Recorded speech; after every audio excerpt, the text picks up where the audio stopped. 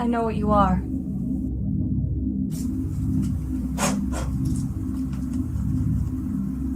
You're impossibly fast. Wait, what? And strong. You're talking about me, right?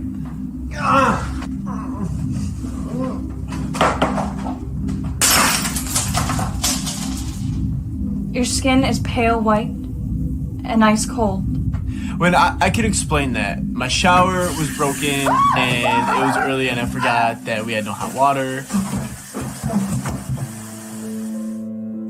Are you afraid? I'm only afraid of losing you. And that Burger King guy, he really freaks me out. Wait, what? This is wrong, Edward. She's not one of us. How old are you? 17. How long have you been 17? A while. How long is a while? Just a really, really long time.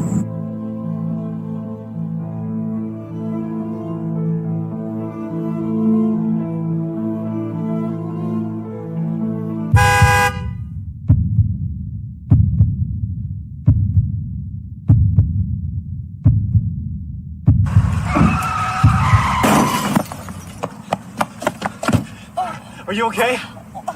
You could have stopped that. I know, but this is really hot, girl. You should. Okay, she's gone now, but she was so hot. I was just distracted. Are you kidding? What? But you're cool though, right? You're No, cool. Because you know what? Stay there. Stay there. I gotta get her number. I'll be right back. Oh, Hey, I'm immortal. Not the most dangerous thing out there. Security guard Richard Mills was killed by some kind of animal. Animal? You brought a snack.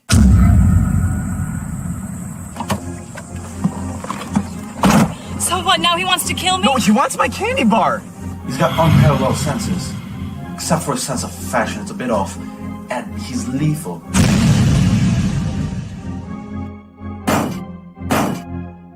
Except for when he trips. Then he's just stupid. The hunt is his obsession.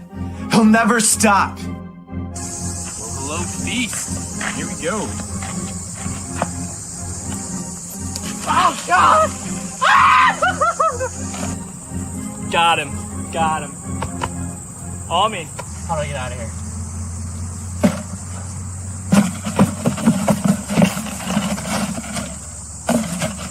On me. He's mine. My snack. You're dead. I will do whatever it takes to make you safe again.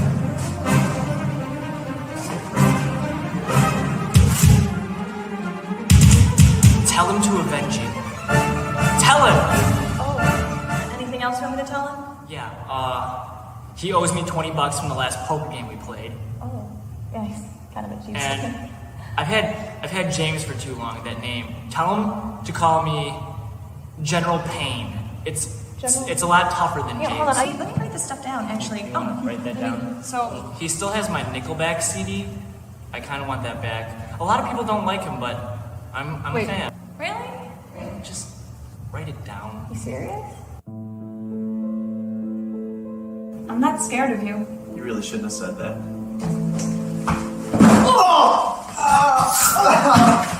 Ow! Who shot that? Ow! Why?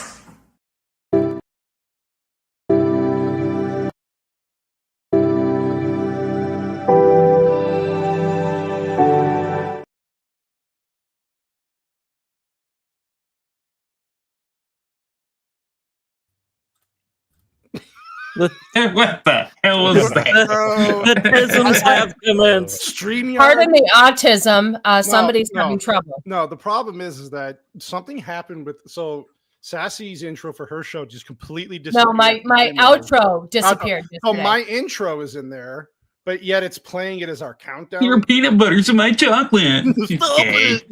So, apparently everything is retarded on StreamYard right now. I'm just going to blame StreamYard for the autistic issues, but whatever. We don't care. We're here to talk about a fabulous movie. One of the best ever, I think I've ever seen. I was telling Gord King and White Bear before the show, this might be my new favorite movie of all time. So I can't wait to watch the sequels, and we'll get into that later. But hello everybody, welcome to MMM.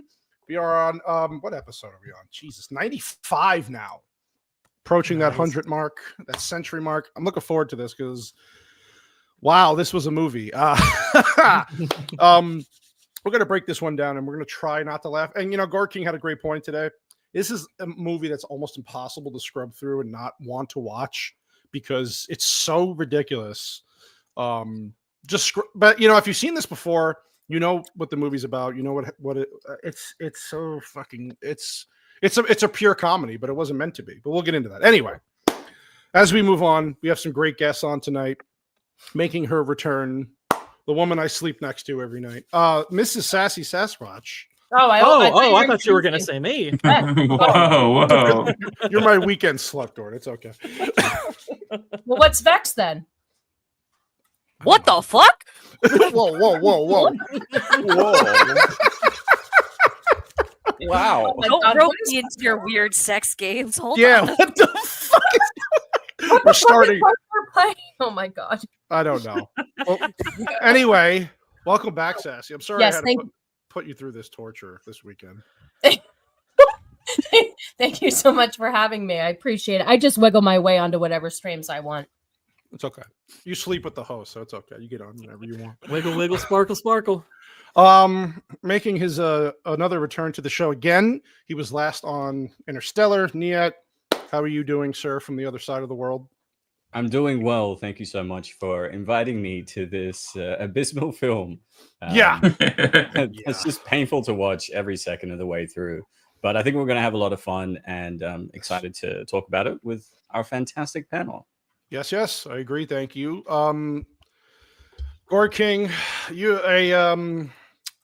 had a lot to say about this movie. We'll get into it as we go on and scrub through. But how are you doing? And did you love this movie as much as I did?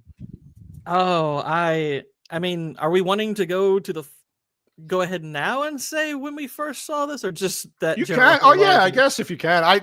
This weekend was the first time I ever watched this, so I'll go out there and say first. Okay. Yeah. So. All right. Well, my first time watching this, I like so many red-blooded American males, resisted any and all urges, of which there were none, to watch this movie back when it first came out.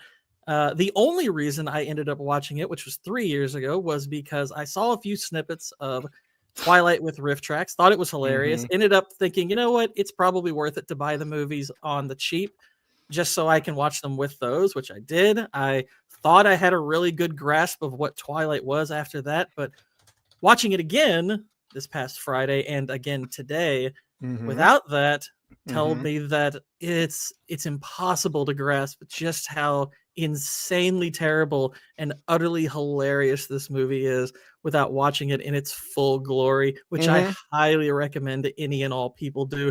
This movie is drop dead hilarious in every which way it doesn't want to be. Oh God, I agree with you. Well, and we'll talk about that as it goes on, and it is absolutely insanity. It's pure insanity. White Bear, you exploding pumpkin. Oh, there you go. Well, that's what I wanted to say. Mr. Bean, how are you doing, you sexy hillbilly? You. I am doing better than I deserve. How are you today? Nobody ever asks you how you doing. I'm good, buddy. Thank you. I appreciate that. Appreciate that as always. I don't care. Vex, how are you? Fuck you. Yeah, Vex, how are you? I'm doing okay. I'm doing okay. Just okay. Hi. Okay. Yes, I'm embracing my own autism. Your autism is the best autism. Let's just face it. So. Thank you. Oh my God.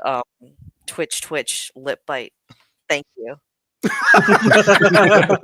forget the heavy breathing. Don't forget the breathing.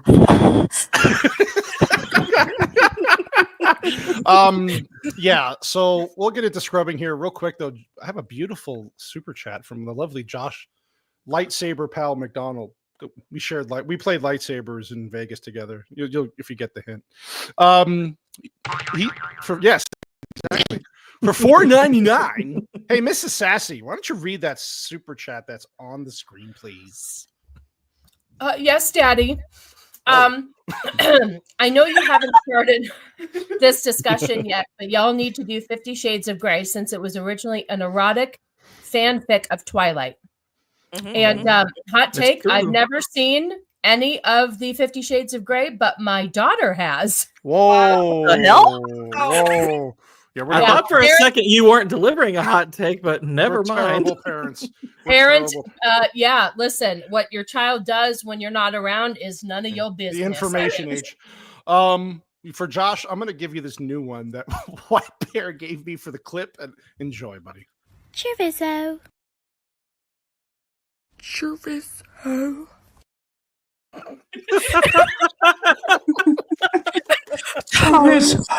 Chorizo. I do that constantly throughout the house.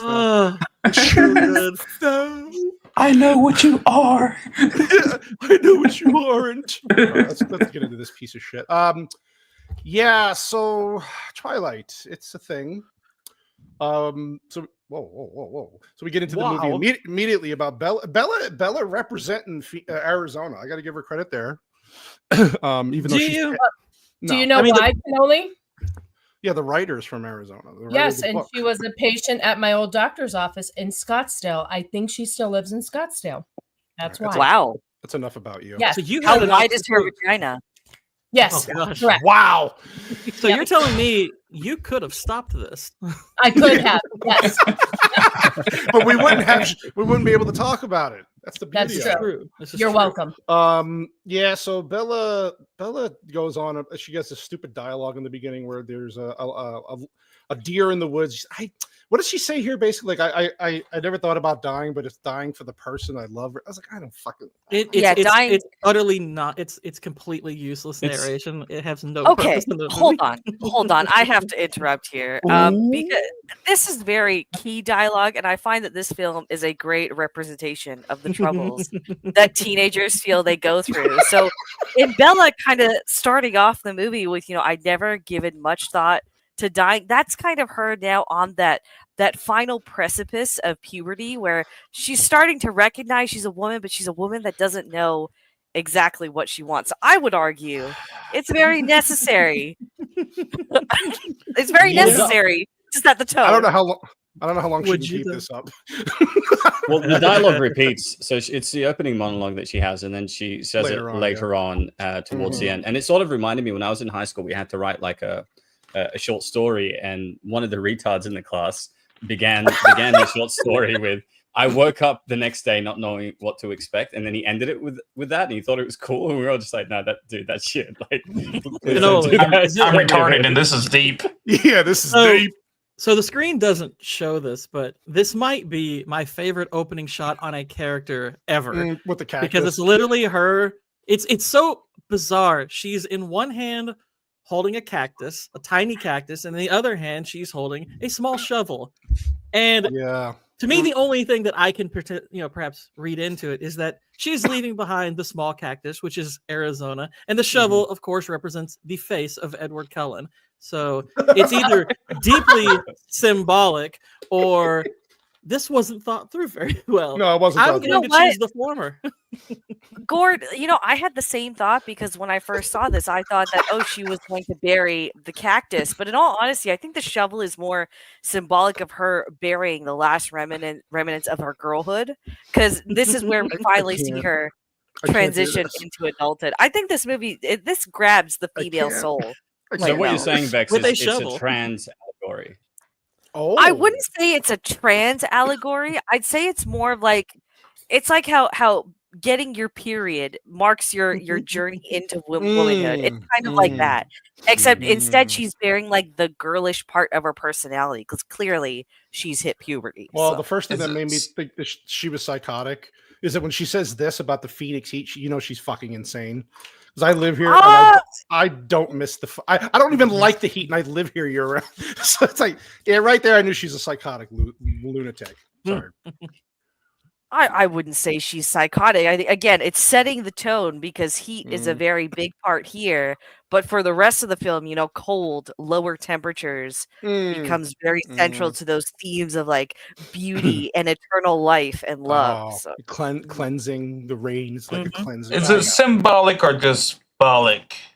I would say sim with an I, not a Y. Symbolic. Symbolic. Yes. By the way, real talk, her mother is portrayed by an actress who, if you've watched the series 24, big spoiler alert, you've had a long time to watch it, get over it. She plays 24, I believe 24's very first mole character. She ends up being the villain about halfway or 3/4 of the way through season 1 and commits one of the most heinous acts. She actually murders Jack Bauer's wife at the end of season 1. And she's actually a pretty good actress. And when I saw her in this, I was like, oh, that's unfortunate. So yeah, like her mom, the mom's dating a minor league baseball player, right? And then so they're going to travel for spring training to Florida, and baseball's clearly a huge motif. A very big team. Yeah, symbolic. I get it now. Okay. She goes to live with her dad because they're divorced. Her and to a place that Forks. It's called. Was it Forks? Is it what's the? It's Forks. Forks. Yeah, Forks, Washington. Forks, Washington. Yeah, that's. They're 3,100 people, so a city of 4 million to a town of 3,100 people. She moves to. Nothing like spoons. And I gotta say, the beautiful screenplay of how the tension between the daughter and the dad here just works so horribly. It's so bad.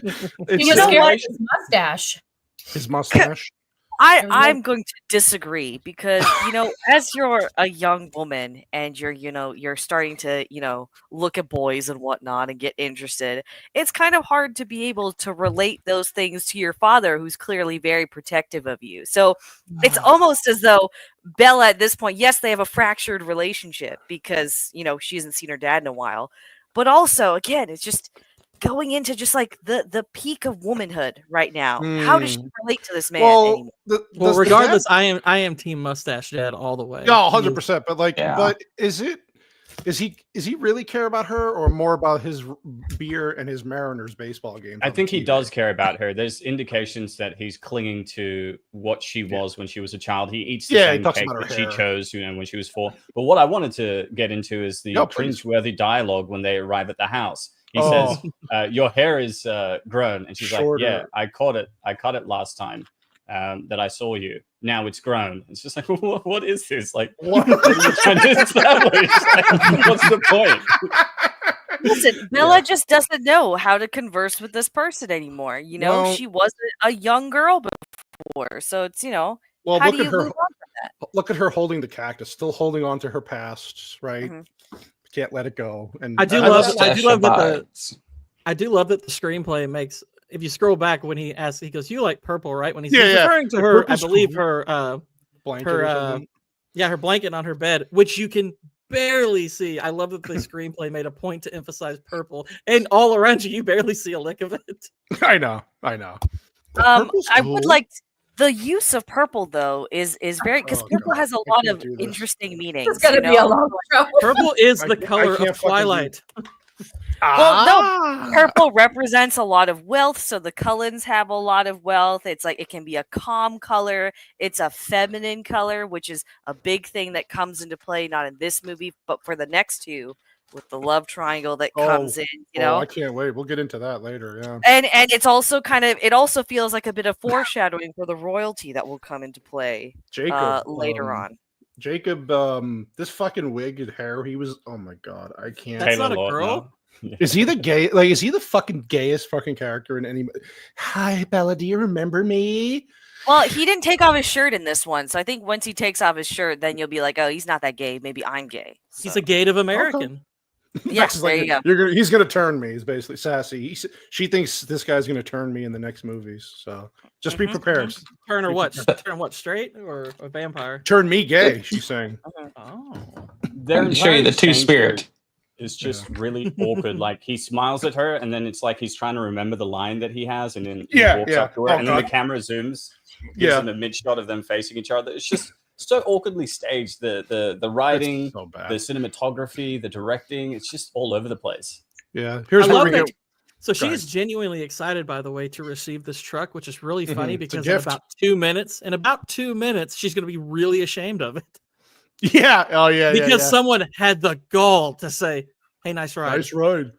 Didn't even say it all that derisively. He was just like, "Hey, nice ride," and it's like She's also upset that Jacob can't go to the school with her because he goes on the reservation because he's Native. You mean the res? You gotta call it the res. Sorry, the res. Anybody think it's odd that Jacob is just now teaching her how to drive clutch, and then the next shot is her actually just driving to school? Like, yeah. There's no sense of progression. She doesn't train.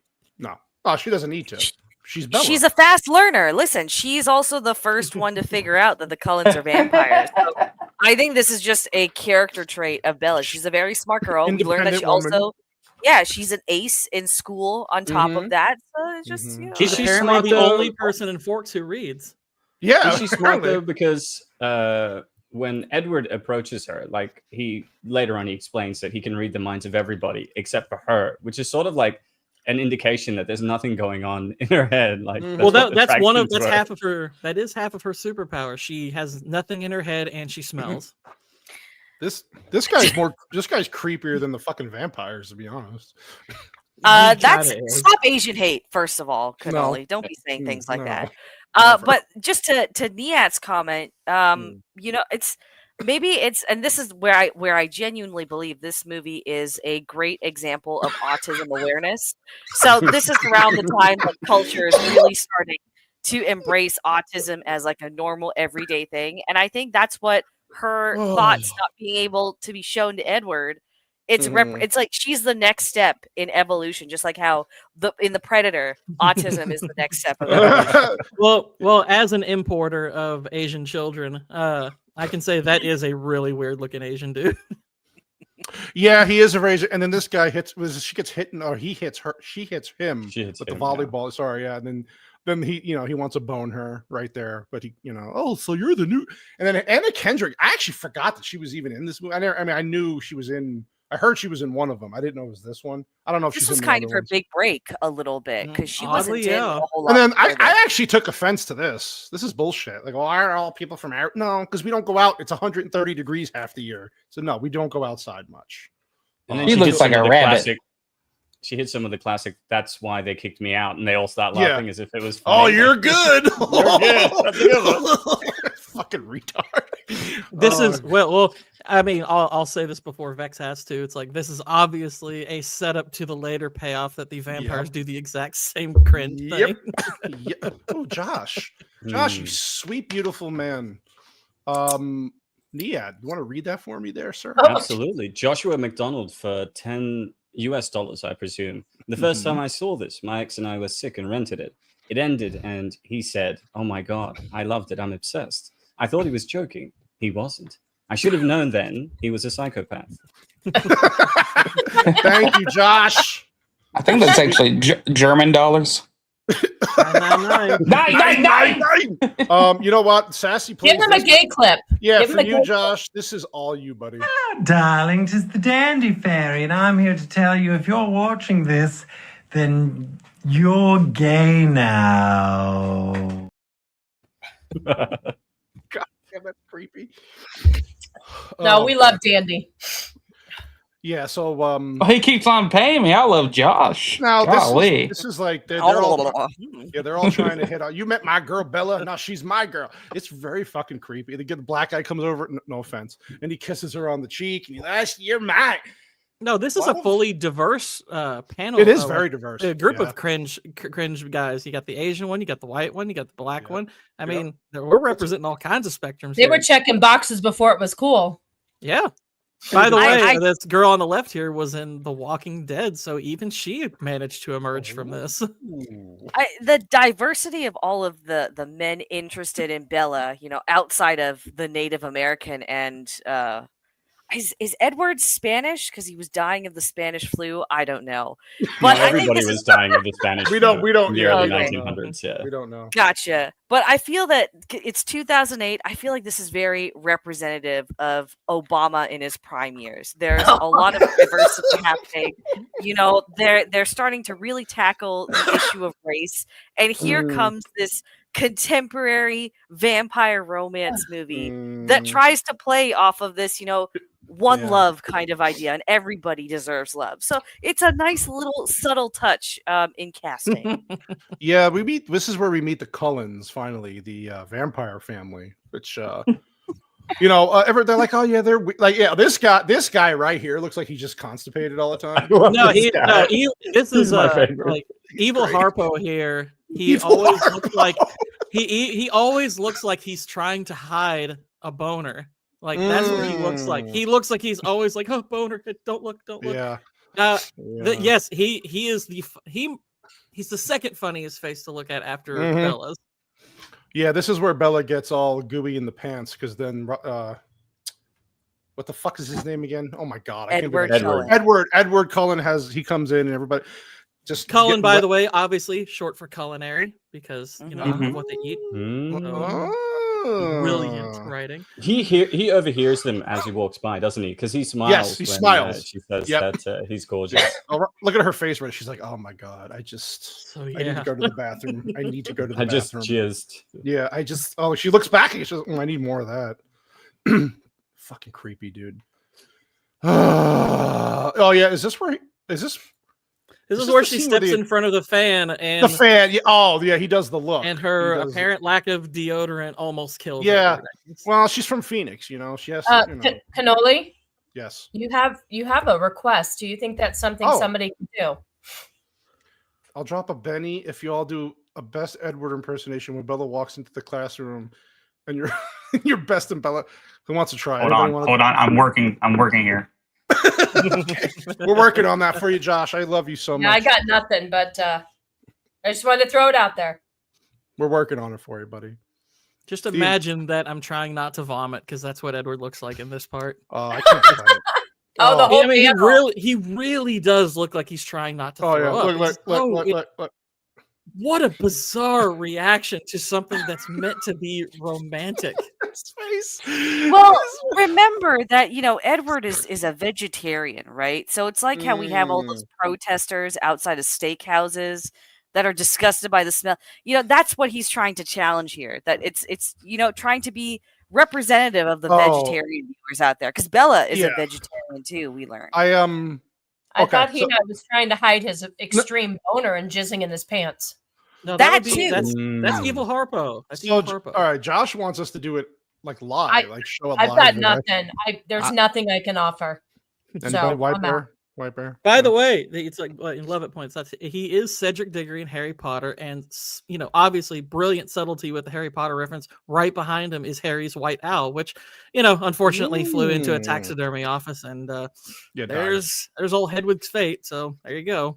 There's also an armadillo back there for Arizona, maybe. So, by the way, her teacher, I'm pretty sure Lance interviewed her teacher on his show. He did. He did. Yep, that's pretty cool. That's cool. Yeah, this is where they're. Yeah, so look at his fucking face. Right there, he's gonna jizz any second. He's going. You don't know. I just did my impression of Edward. You don't know what I'm doing under this desk right now, do you? Oh, sorry. Go ahead, Guard. Have you ever seen the Lonely Island music video, Jizz in My Pants? This had Hey, I was just about to say, he's making the same expression they do every time they jizz. Absolutely. Yeah. I can do that for money. Great. I do enjoy that after this, there's a brief montage, though, where he's just staring at her dead on for the rest of class instead of avoiding her, which, again, it's really speaking to the autistic viewers, autism awareness on every level. Yeah. Oh, look, here's this, behind her, the door says push, which is foreshadowing to the beach scene. So what do we? So he wants us to do an impression of Robert Pattinson and then Bella. Well, I mean, Whitey's already doing it. He's got his camera. I'm here right now. Come on, Oh, come on. White Bear. White Bear's Come on. on. Hold All right. on. Right, Do it, here we go. Whitey. Here you go, Josh.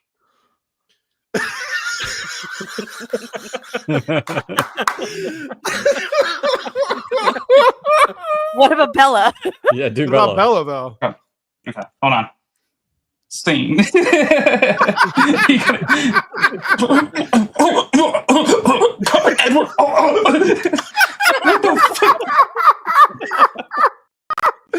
Oh God. Okay, Josh. I think that was enough for you. Hillbilly vampires. Do we have an Oscar we can hand out? Yeah, that was scene. That was my scene. Oh, That God. was cute. Oh, Good job. these fucking people. And I like how every time she's complimenting, I know she's like, well, it's supposed to be a little shy, but they're like, and look at the dad. The dad's like, I hate this bitch. Why did this kid come to stay with me? His eyes are closed. Like, fucking kill me, please. And then these people like, you're so beautiful. And then this asshole, She you remember honestly, me? Bella should wear a shirt with an epilepsy warning. Dude. A warning not to watch her face for too long. Yeah. You remember This I guy's a played bit creepy. Santa. Yeah, I creepy. played Santa Yeah. when you were 4. I bet I made an impression. Yeah, that was Oh. gross. That was so Oh. creepy. You Oh, remember God. me when you were 4? Who says that? Yeah. And this is the dad is just a typical, very steak and potatoes eating guy, small town. Oh my God. Town. Oh my Oh, Josh. The most German, the most German of all. Super Ah, chat. Josh. Now I'm really gonna have to give you a hand job in Vegas.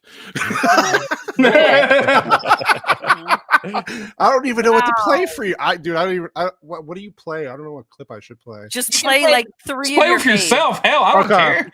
Let's Play the start. long gay clip. There's a long gay one. No, there's enough gayness. He already knows what he is. I mean, come on. Wow. Yeah. Here. Yeah, wait, did I already play this one? Let's do this one. Hello, darlings. It is I, Dandy. And I'm here to tell you that, hey, Dandy, don't say it. You always say this, but it's true. You're gay. Yes, you are. You are gay as the day is long, and you are beautiful. Oh, You're beautiful, man, Josh. You're beautiful. Thank you, sir. I really do appreciate Josh, it. he's getting Yeah, extra really. kisses when I see him. Oh, That he's was getting so more, sweet. he's getting more than kisses. I got to earn Oh, them. hey. Oh. It's okay. It's okay. You'll let me do it for him. I Just should wash my mouth. probably bring sausage and meatball. Or what does he want? Sausage Whoa. and peps? Oh, he's getting sausage, all right. Yeah, I'm going to have to bring it. he's getting both the sausage and the meatball. Whoa. This is Whoa. His last name is McDonald. He gets the nuggets. Also, by the way, love Bella's squeezable bottle technique here, where she tries to shake the ketchup out. Yeah. In glory. Well, she's eating a garden burger, so that enough should be. It's like seeing Zuckerberg try to eat or something. It's like, Yeah. Do you have any Sweet Baby Ray's? Sweet Baby Ray. Yeah, Sweet Baby Ray. Yeah. This Oh is where God, she we need does- that clip now. Dude. She does the this is where she's talking to her mom for the first time, right? And this is where the facial expressions and the heavy breathing start coming in. Yeah, They're way before this. I know, but like it I increases it earlier. It increases as it goes on, even more. It increases this- to the point where just about everybody watching thinks there's something wrong with their TV. And this was almost this is one of my favorite scenes too. They're like somebody throws a licorice at the black kid throws a licorice, and she's like gives a stupid look, like I'm reading stupid. I wanted to punch her in the face at this point in the movie. I really did. well, she almost gets hit by a car, so you almost. That's get- later on though. That's Yeah, later on. that's later with her friend That's driving ways through later. the parking lot at Yeah, like see, 60 look. miles an hour, like normal kids do.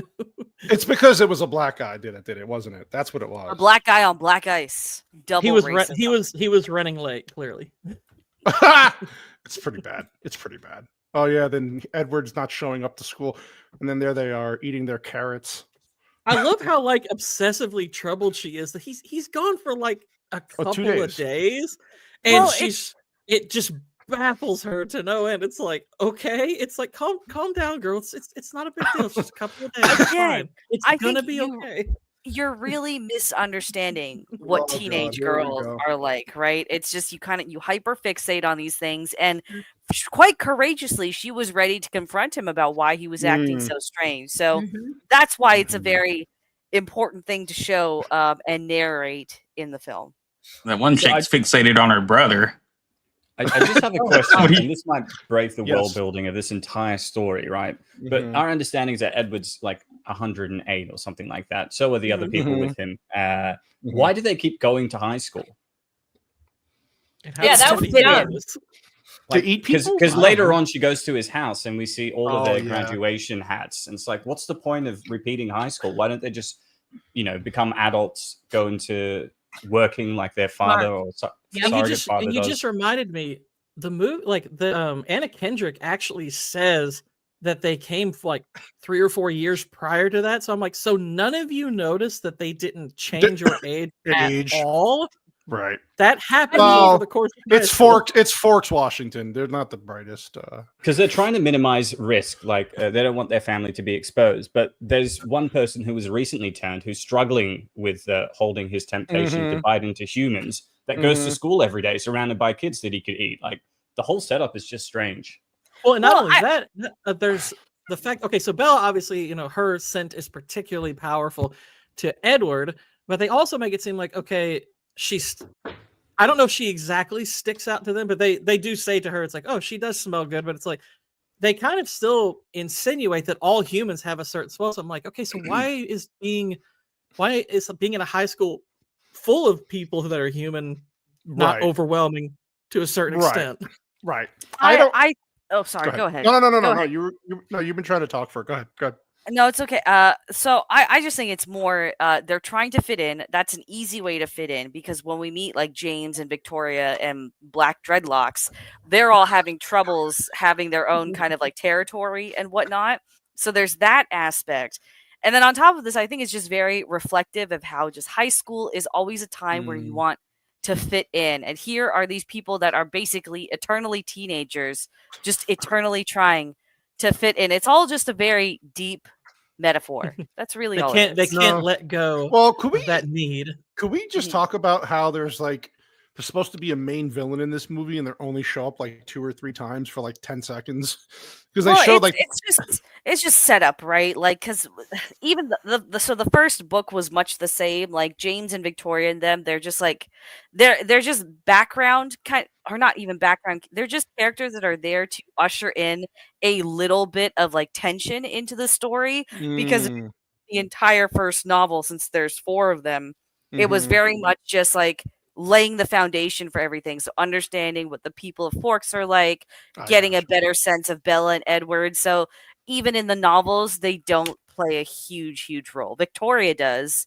because she periodically shows up, but even then, there's more Asian discrimination where he's trying to ask her to the prom, right? And then she gets interrupted by the other guy. So there's this more Asian hate, and then Edward actually finally talks to her. And he just, hi, my name is Edward. I'm sorry I didn't It's like, why? What is happening? They just had to clear the pipes. Yeah, and this is his autism, go. right? You kind of switch in between moods and whatnot, and also he might have fed between then and now, so that he's been on a 2-day suck zone retreat. Yeah, you don't go out with a loaded gun, Yeah, that's true. Yeah, then they flirt between doing their science project, and I love that. It's whatever the fuck they're talking about.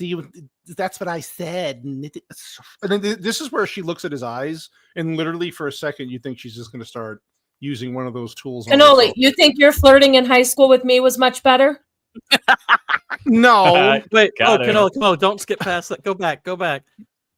Okay, this is short enough to where you can play this facial expression. It's it's glorious. Oh, here it comes. Yeah. She does like so many fucking. Look at that. If Arnold Schwarzenegger was a girl. Oh my god! It's like any cold wet thing. She's telling him that she's basically disgusted by any cold wet thing, and I'm like, well, I guess she can't touch him in the rain then, because that's what it would be. Nope. And he's what makes like her facial expression stand out to me is that we don't actually see this type of overacting in films anymore, and it's strange because they shoot across like 4 to 8 weeks. They have rough cuts that they're able to view in the editing room while they're shooting. I don't understand why one of the producers didn't just say, can we recast the person playing Bella because she's a little bit retarded? Like, she's a little slow. So I do have this in the trivia, so I'll save it for that. Okay. Would this have been better on stage? You know, like where you have to be a little bit more expressive or something like that, or is this just making fun of my wife's Tourette's? I don't get it. Like this is a bit much. It would be better on stage because you could throw things at the actors. Mm-hmm. But, I do love that if you look at what's in her hand, that's actually, if I'm not mistaken, a golden onion. The golden onion. What an award! And I'm like, well, they just won it, I guess. Which granted, he has like 100 years of knowledge pent up, so naturally he won. Cheater! Why your eyes were black and it's the fluorescence. I have to go because I'm mysterious. It was another one of her great expressions too. Yeah. I love him. And here comes the best part of the movie where Edward's across the parking lot, and then this is what. Well, I'm not going to go there. That'll be just. No, go there, please. The guy driving. I mean, this is. Should they have licenses? That's a question for another time. He's going like 50, 60 miles per hour. Yeah, in a parking lot. In a minivan, though. And like in some fucking van. I'm like, what is? Yeah. Listen. Some motherfuckers are always just trying to ice skate uphill. That's all. Was it just me? Did you guys think that the black guy came across? I'm black as well, so this isn't a race thing, but he's a little bit retarded as well. Because right now, the way he says her name here and in the hospital is like, Bella, I'm sorry, Bella. Well, it's bad acting. I'm sorry. I was like, what the fuck, dude? Like this is. And then this. I like how the dad comes in. And like it's like Gord said, this guy's not. He's actually a good actor. But he knows, like you said, he knows what he's working with. It's just like, Bella, are you okay? Oh, I'm gonna take your license, buddy. It's like very monotone. There's like no expression. Well, there's a little bit behind this performance. I will give him that. The funny part about this scene, and it's just a small line, is the fact that he's kind of, talking down to the kid who was driving and everything. And she goes, Dad, it wasn't his fault. And I'm like, yes, it was. Yeah, of course it was. It was 100%. Wow, Josh. What the fuck? I was going to say, Josh doesn't sound gay either. So got him. He's going to in April. I'll tell you that much. Billy Burke definitely does give the best performance. Go back. Oh.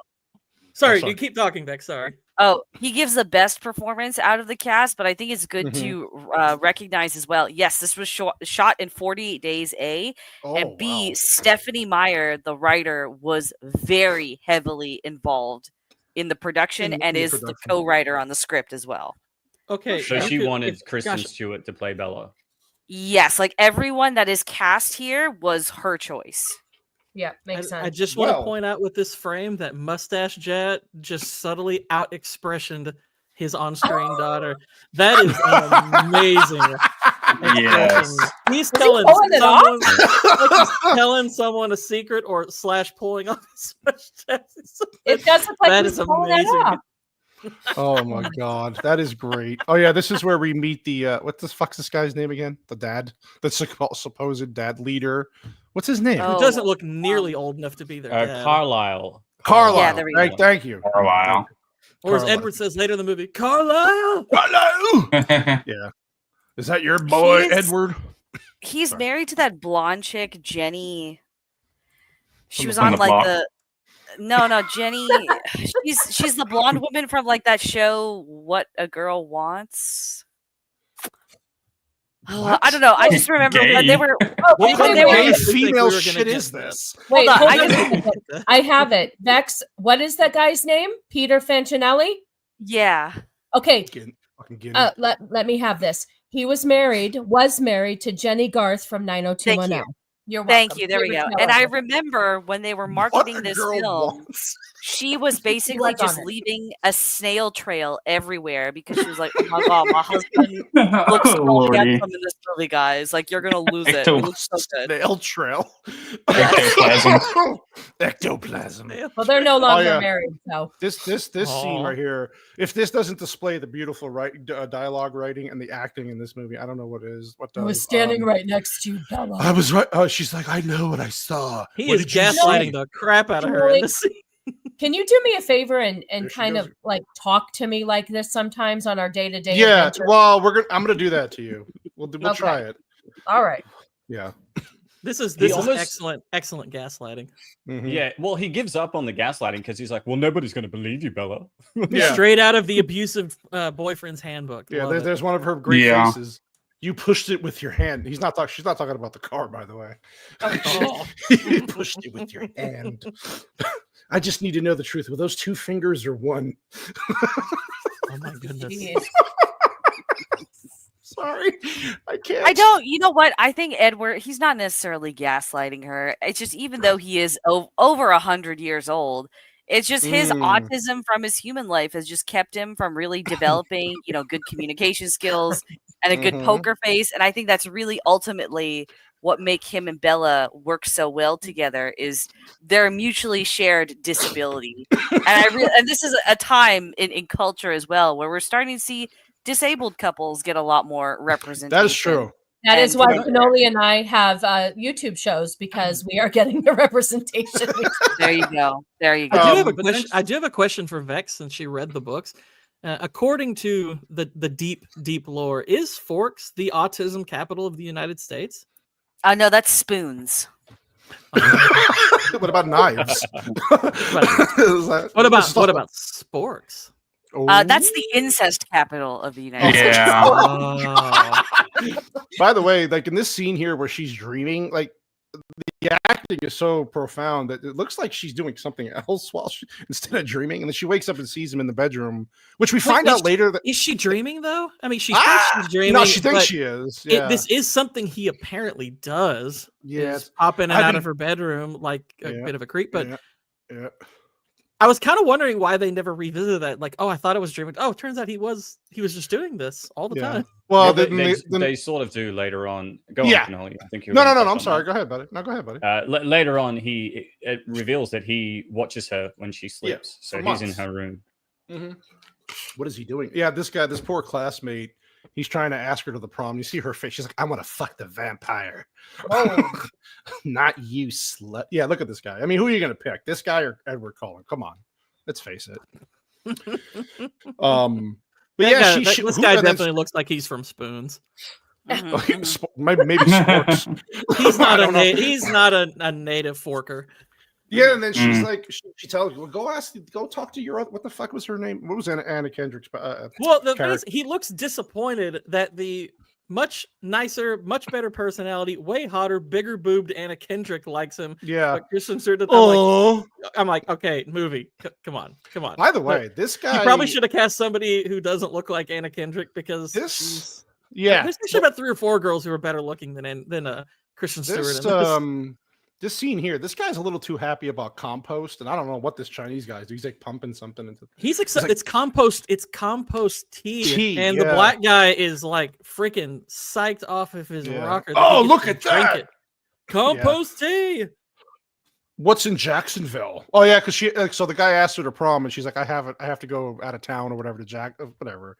Then she says she has to go to Jacksonville for the weekend of the prom or something. Yeah, so from all the way across, he heard it. Which I'm like, so Edward is completely giving away that he has these skills, while at the same time it's like, I had an adrenaline rush. Okay, I'm totally normal.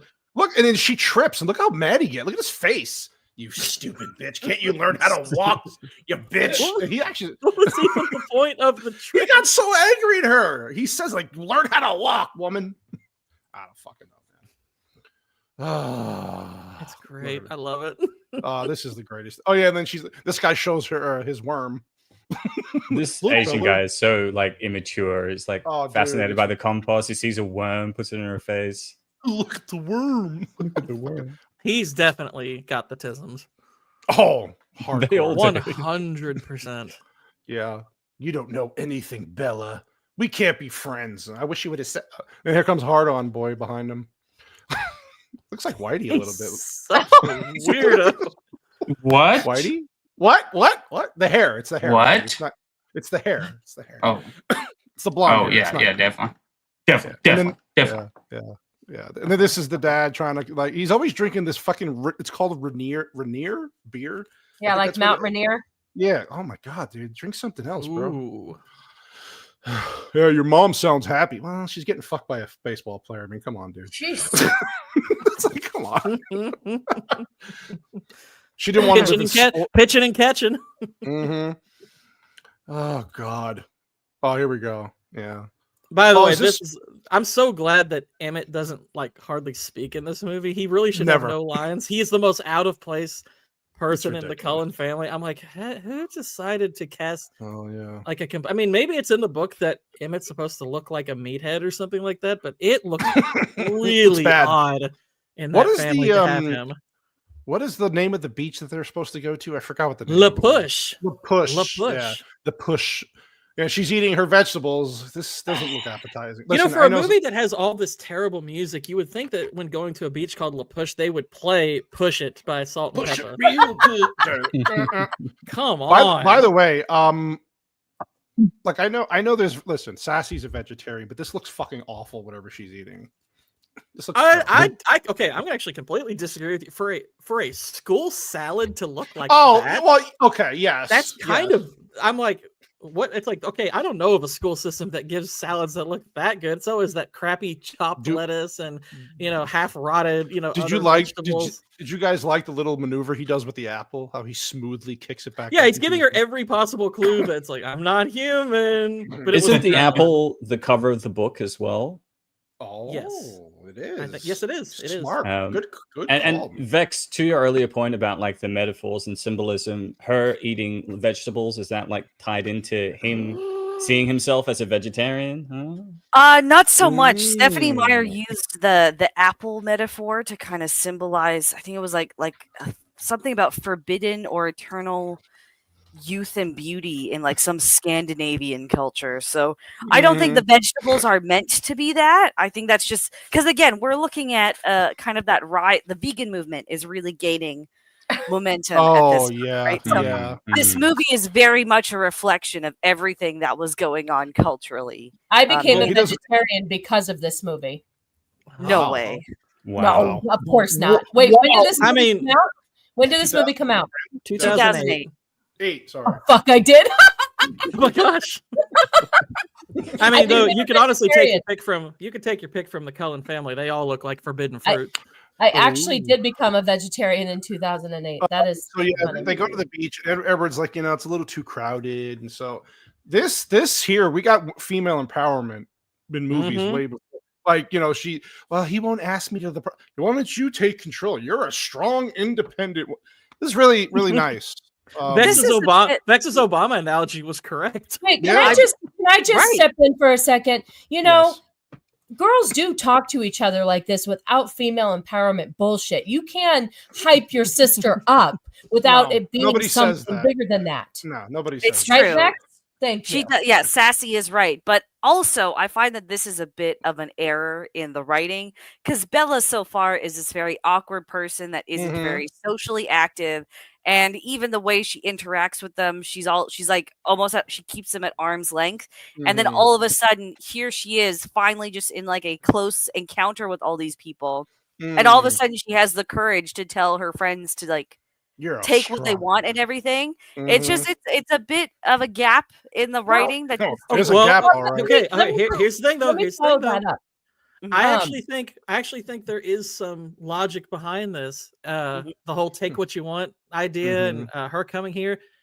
It's a bunch of white girls. You get on a reservation. Those instincts start to pop up. You want to take stuff. You feel emboldened. You feel empowered. Yeah. I mean, hey, it's on the res. What's theirs is mine now, I guess. Well, I was simply just going to say that sometimes we encourage those to do things that we're too afraid to do. Maybe because like Bella, she's too scared to go after love, so it's just she's projecting on everyone else. Yes. Exactly. By the way, the Obama, I was in university like when this came out, or like the year after I went to school, and this was already in. I took some film classes there, and they referred to Twilight as the Obama era of vampire films. No, they don't. Yes. Jesus I have the textbook still. I will find it and send you. By the way, I completely believe it because that was like, okay, look, I know Vex is riffing and I love it, but when she was saying that, I was like, actually, some of this makes sense a little bit. It does. Funny enough. And I was thinking about this scene in particular. I was like, there actually is something to this. Bro, this scene right here, I think this is like one of the time, because like, oh, Edward didn't come, and they invited, and of course the reservation wolves, future wolves, sorry, they don't like Edward because it's a whole rival. Well, what she explains here soon, they're a rival to them. So I love the guy who's standing there like, Edward doesn't come here. I'm saying, like, and he didn't. I was expecting to say something else. He was like, that's it. That's the way he fucking delivered the line was just pure passion and beauty. I don't know how you guys felt about that. I felt that the delivery of that line was just on par and trying to represent how big a problem drugs and alcohol are in Native communities. So he's a bit slow to talk and to respond, and that's why they have all these crazy tales that don't really make sense. And even Bill is just looking at him like, "You're crazy, bro." You're crazy, bro. It's a substance abuse, almost, illusion. Kano, if you don't mind going back 3 times, because there is a line that I love the follow up to the. No, one more. Go forward one. Now go forward one. So I love her response to this. Cracks me up. It's like, okay, so did you know the Quaaludes, or however you pronounce it, are supposedly descended from wolves? And her response is, "What? You mean like wolves?" Yes, what he just said. Yeah, wolves, stupid. It's like it's almost like one of those responses that you can tell that when they were writing the screenplay, they were finished for the day after his line, and they started the next day with her. Listen, many individuals with autism have memory problems, so it's completely valid that she asks that question. Yeah. So this is one of many quesadillas are descended from wolves. By the way, yes, Roman, we are reenacting this. We're gonna get Gooch to play Jacob. Oh God. Yeah, so she's talking about the Cullens and how they're part of an enemy clan because they were caught hunting animals on their land, his people's land, and the pale faces, as they say. So this he called them pale faces and saying he's in a clan, dude. Obama era, indeed. Wait a minute. Yep. What is she saying? I was going to say. He touched my hand. Look at her face. She's like, his snake came out of his. Okay, anyway. That's my quesadilla. Hello. Come on, let's go. Let's finish this, Jacob. Okay, then we get the villains again for the second time after like 30 minutes. And then this is where is this the second time or is it the first time? I can't remember. Well, you don't see them the first time, but they do kill the security guard the first time. Oh, okay, you're right. So this is the first time we actually see them. Yeah. This is I just realized this was the Santa Claus guy. Yeah, that's the Santa Claus. Well, he might have deserved it. He might be Sporks. He might be from Sporks, Washington. What's so funny is, okay, like, I always find this so bizarre. So this girl on screen here, I think her look for her character is kind of perfect, but she is an awful actress. So I'm just, it's such a weird contrast because I when she first popped on the screen, I'm like, well, she actually looks compelling. And then she talks, you're like, oh, never mind. Just stop. Don't do that anymore. Yeah. Just stand there and be expressive. She got fired down the line. Yes, she got fired. Really? Yeah, so she had like committed to, because Victoria is a recurring character that comes back periodically in the novels as well. So when she took this role, she was aware that sequels were in, so she purposely avoided other projects to fulfill like the saga commitments. And she got a role in like an indie film where shooting would only take her 10 days. And so she asked Summit Entertainment, can you just like give me 10 days? And they're just like, no, and fired her instead. Wow. Yeah. And her boyfriend cracks me up because all he does throughout this movie is just tilt his head one way or the other.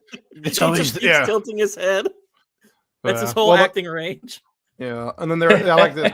They're outside, and the sun comes out, and then Anna Kendrick's got her reminding the viewers that women have breasts. Yes, and the Cullens don't come out when it's sunny, but these do. Yeah. Oh God. Oh, I asked what's his name to the prom. I'm a strong woman, and he said yes. Okay, it's great. It's such an awkward interaction because it's like, okay, calm down. It's not a big deal. Profound advice. Yeah, it wasn't profound. And then we get like this teenage movie kind of like not a montage, but like they're trying. Well, so they go to get the prom dresses together, and Bella had told everyone that, oh, I'm not going to be around at prom because I'm going back to Arizona for this concert thing. But when she was researching about the pale ones or whatever, I guess she found an address for a book or something and decided that, since the girls are going shopping in Port Angeles, I will just tag along and hopefully I can go to this address for some reason. By the way, but she has a car. She can go there. Yeah. Well, she has a truck that, it's got a dent. And it now. would be suspicious, because we find out later it's very dangerous for a woman to be alone at night. I do also love that there's a group of guys that walk by and kind of ogle the girls in the dresses. And they're like, "Oh, that's embarrassing." I'm like, "Well, that's what you're going to the prom in." So, that's very woman accurate. That's never mind. Right. She wants to fuck a vampire at the end of the movie, but that's okay. Yeah, a 108-year-old vampire. So, but I will say though, again, this is where the film does a great job of capturing the minds of teenage girls. Because, as someone who was a teenage girl once, you kind of fawn over a cute older guy, but anytime an older, ugly guy, then you're kind of grossed out. So, relevant. Okay. Is her comment about her boobs in the book, or did she was that added to the movie? She brings up that she likes the way the dress makes her boobs look, and I'm like, that's either I kind of get the sense that's Anna Kendrick improvising that. Page 36, it says the colons don't come out, but the cones do.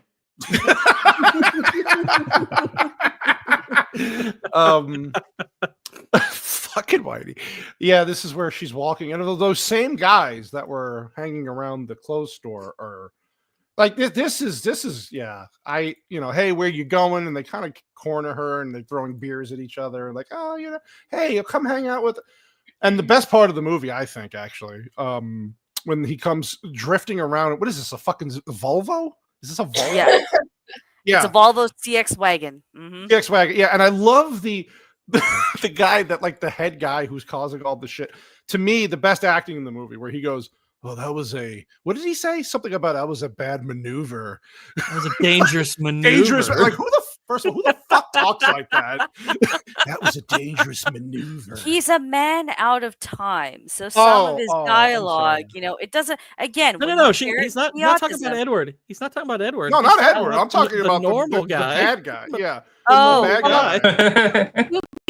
Okay, so then in that case, I would say this is kind of the writers trying to show that men that want to grape young girls are just bad on every conceivable level, including just everything. Basic communication. Yes. Definitely the Obama era of filming. Every guy roams in a pack. They're all white men as well, very, very reflective. That's what we do.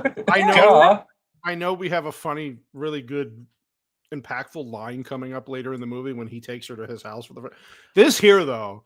Her line delivery, like she has like 3 consecutive lines where the acting. He's like, distract me so I don't go back there. Put your seatbelt on.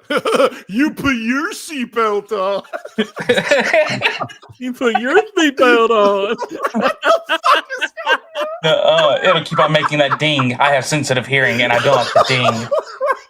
Oh yeah, he can't hear her thoughts, but which he finds out. You find out later.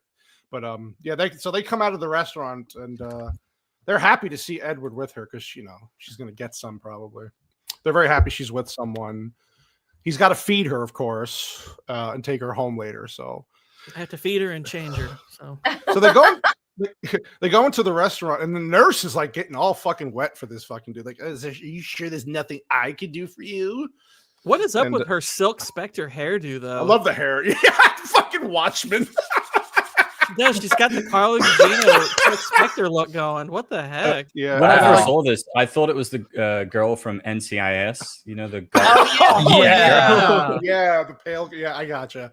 I guess you could put like serving trays on there or something, but yeah. So she's eating mushroom raviolis, and aren't you hungry? Oh, I'm on a special diet.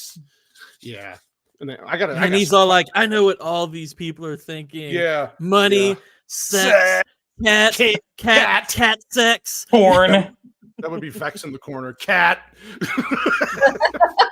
How dare you talk about like that? How dare you? Cat sex. No, it's true.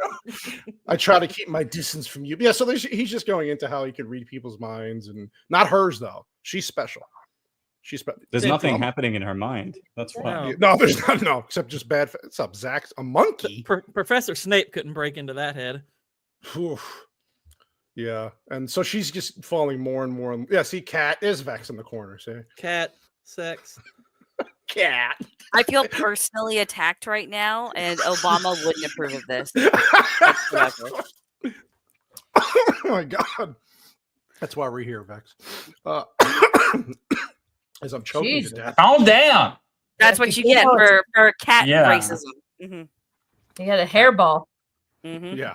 Again, another wonderful facial expression by Kristen Stewart. She looks don't you worry. I've got the compilation going right now. I want you to experience every second of this. She doesn't look confused. She looks like she's doing something else. She keeps staring at him. We have another great line coming up. Oh, so yes, this is where he wants This is her that to turn the trio of heat. lines, yeah. Yeah, she wants him to turn the heat down. Oh, your hand is so cold. Your hand is so cold. I wonder if your penis is like an icicle. She literally, like an AI voice generator could have given us that line with more emotion Bro, behind it. I It's wish I kind could. of insane. This next line, as you could tell, it's on. Oh my Whoa, God. what is going on? Whoa, what is going on? It's like was she actually reading the script in real time? When this fucking happened? Because holy shit, that is so fucking bad. Whoa, you know what? I think you guys are bashing the stiff performances a little bit too much, because the author Stephenie Meyer, right? She was born and raised as a Mormon. So a lot of the way, aside from being an autism awareness film, the performances here are very much trying to show like how restrictive Mormon culture and ideology were, even in just kind of your basic everyday like chatter and whatnot. So I think you're being a little bit too harsh. Like this is truly artistry here that is coming across in the fullest. Vex, even the quiet actors like Evil Harpo give wooden performances. Just to be fair, even he's stiff the whole time. Everything deserves a little bit of beauty, so I think we just need to take a step back, like Vex said, and just appreciate. I think I'm going to have to agree with Vex's note about this film being, or Stephenie Meyer's novel being inspired by Mormonism, because there's no romance. It's almost as if Stephenie never went on a date, never kissed a guy, because we don't see any of that develop throughout this film. I did think that was kind of weird. The Mormons don't do alcohol or tobacco. They got to have some type of fun. I bet you the men their acting isn't stiff.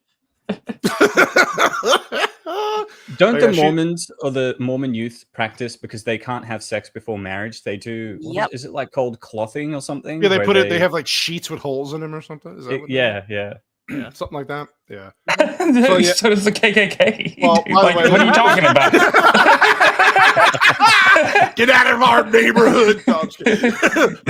Y'all need to lay off I'll lay off of these sheets, okay? Let's move on. Okay. They get to hold off till they're married, and then they get to marry as many women. Another as they great want. Kristen Stewart facial expression here. This is great. I'm going to give you this. So she's trying to console her father because his friend died. The boat guy, the Santa guy, is dead, and the pervert. He's like, he's like, you know what? I'm going to give you some mace. You carry that. All right, let's go home, Dad. Yeah, that's really touching stuff. Really touching. So she sees the cold feet of the dead person. Oh, this part right here was so fucking retarded. This makes no And then sense. she's like, you know what? Cold hand, cold feet. Oh my gosh! I'm gonna go read some books and do some Googling. Yeah. I was gonna say I will give the movie a smidgen of credit that the fact that she actually does at least, she at least does the work to figure out that he's a vampire. It's not, right. Because I know Canoli, and you were kind of speaking off the cuff. I was joking. He was like, why does she not know he's a vampire yet? And I was like, that's kind of an off the cuff question, but it's like, okay, but in reality, if you were her in this kind of situation, you don't immediately jump to, well, this person must be a vampire, or you certainly don't assume it because you're a human being in a human world. But she literally does the work and puts it together, and I'm like, I can give the movie a little bit of credit for this is what I mean. Bella's very smart. There you go. She's You're using WebMD, okay? Come on now.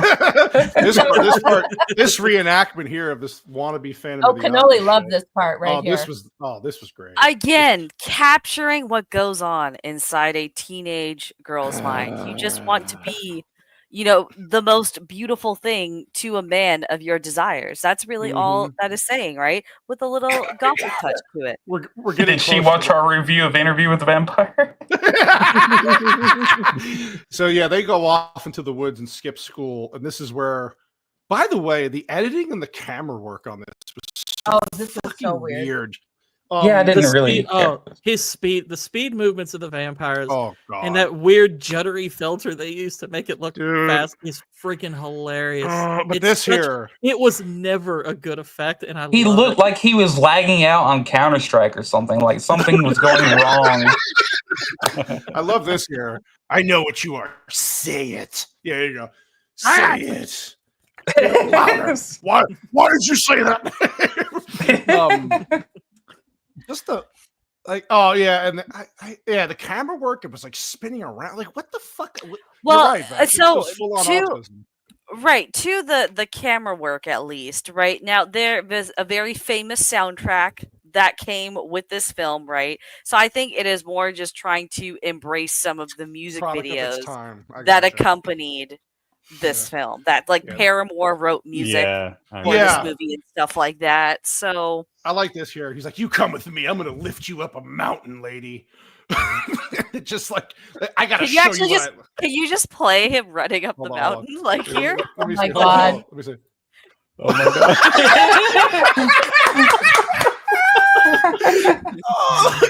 I love Minecraft. You know what this reminds me of? So I remember being a kid and watching the first Superman for the first time. And look, it's a great movie, but the scene where he's running alongside the train is one of the most it's horrible. It's a god awful special effect. It always was.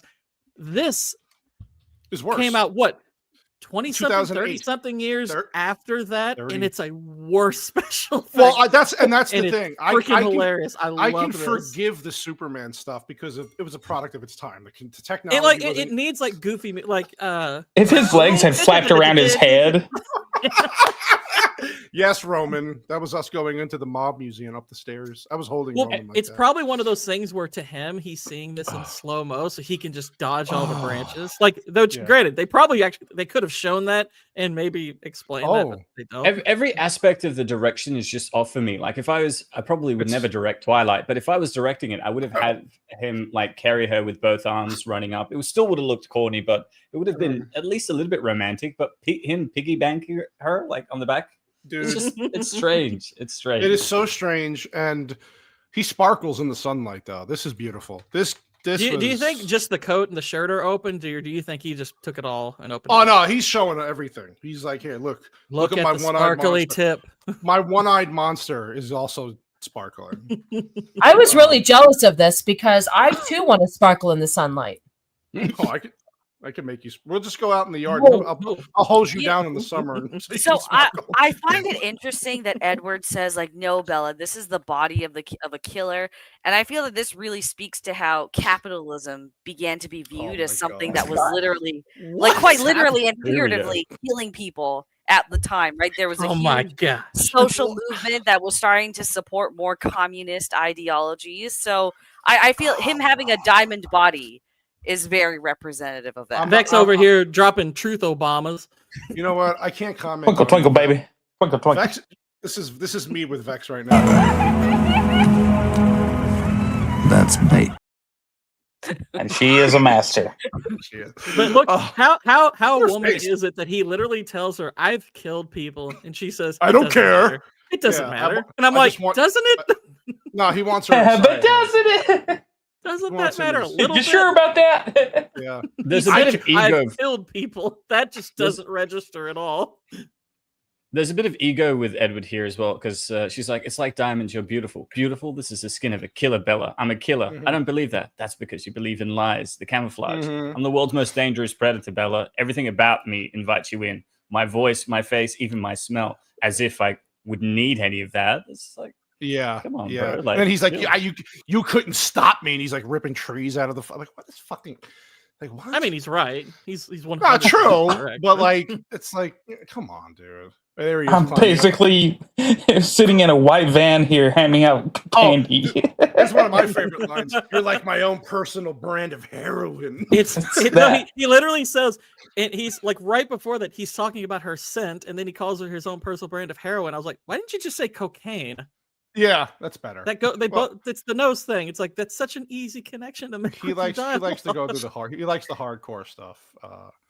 Yeah, this is my favorite part. I'm gonna make you in a spoon. I'm not afraid of you. The lamb fell in love with the lion.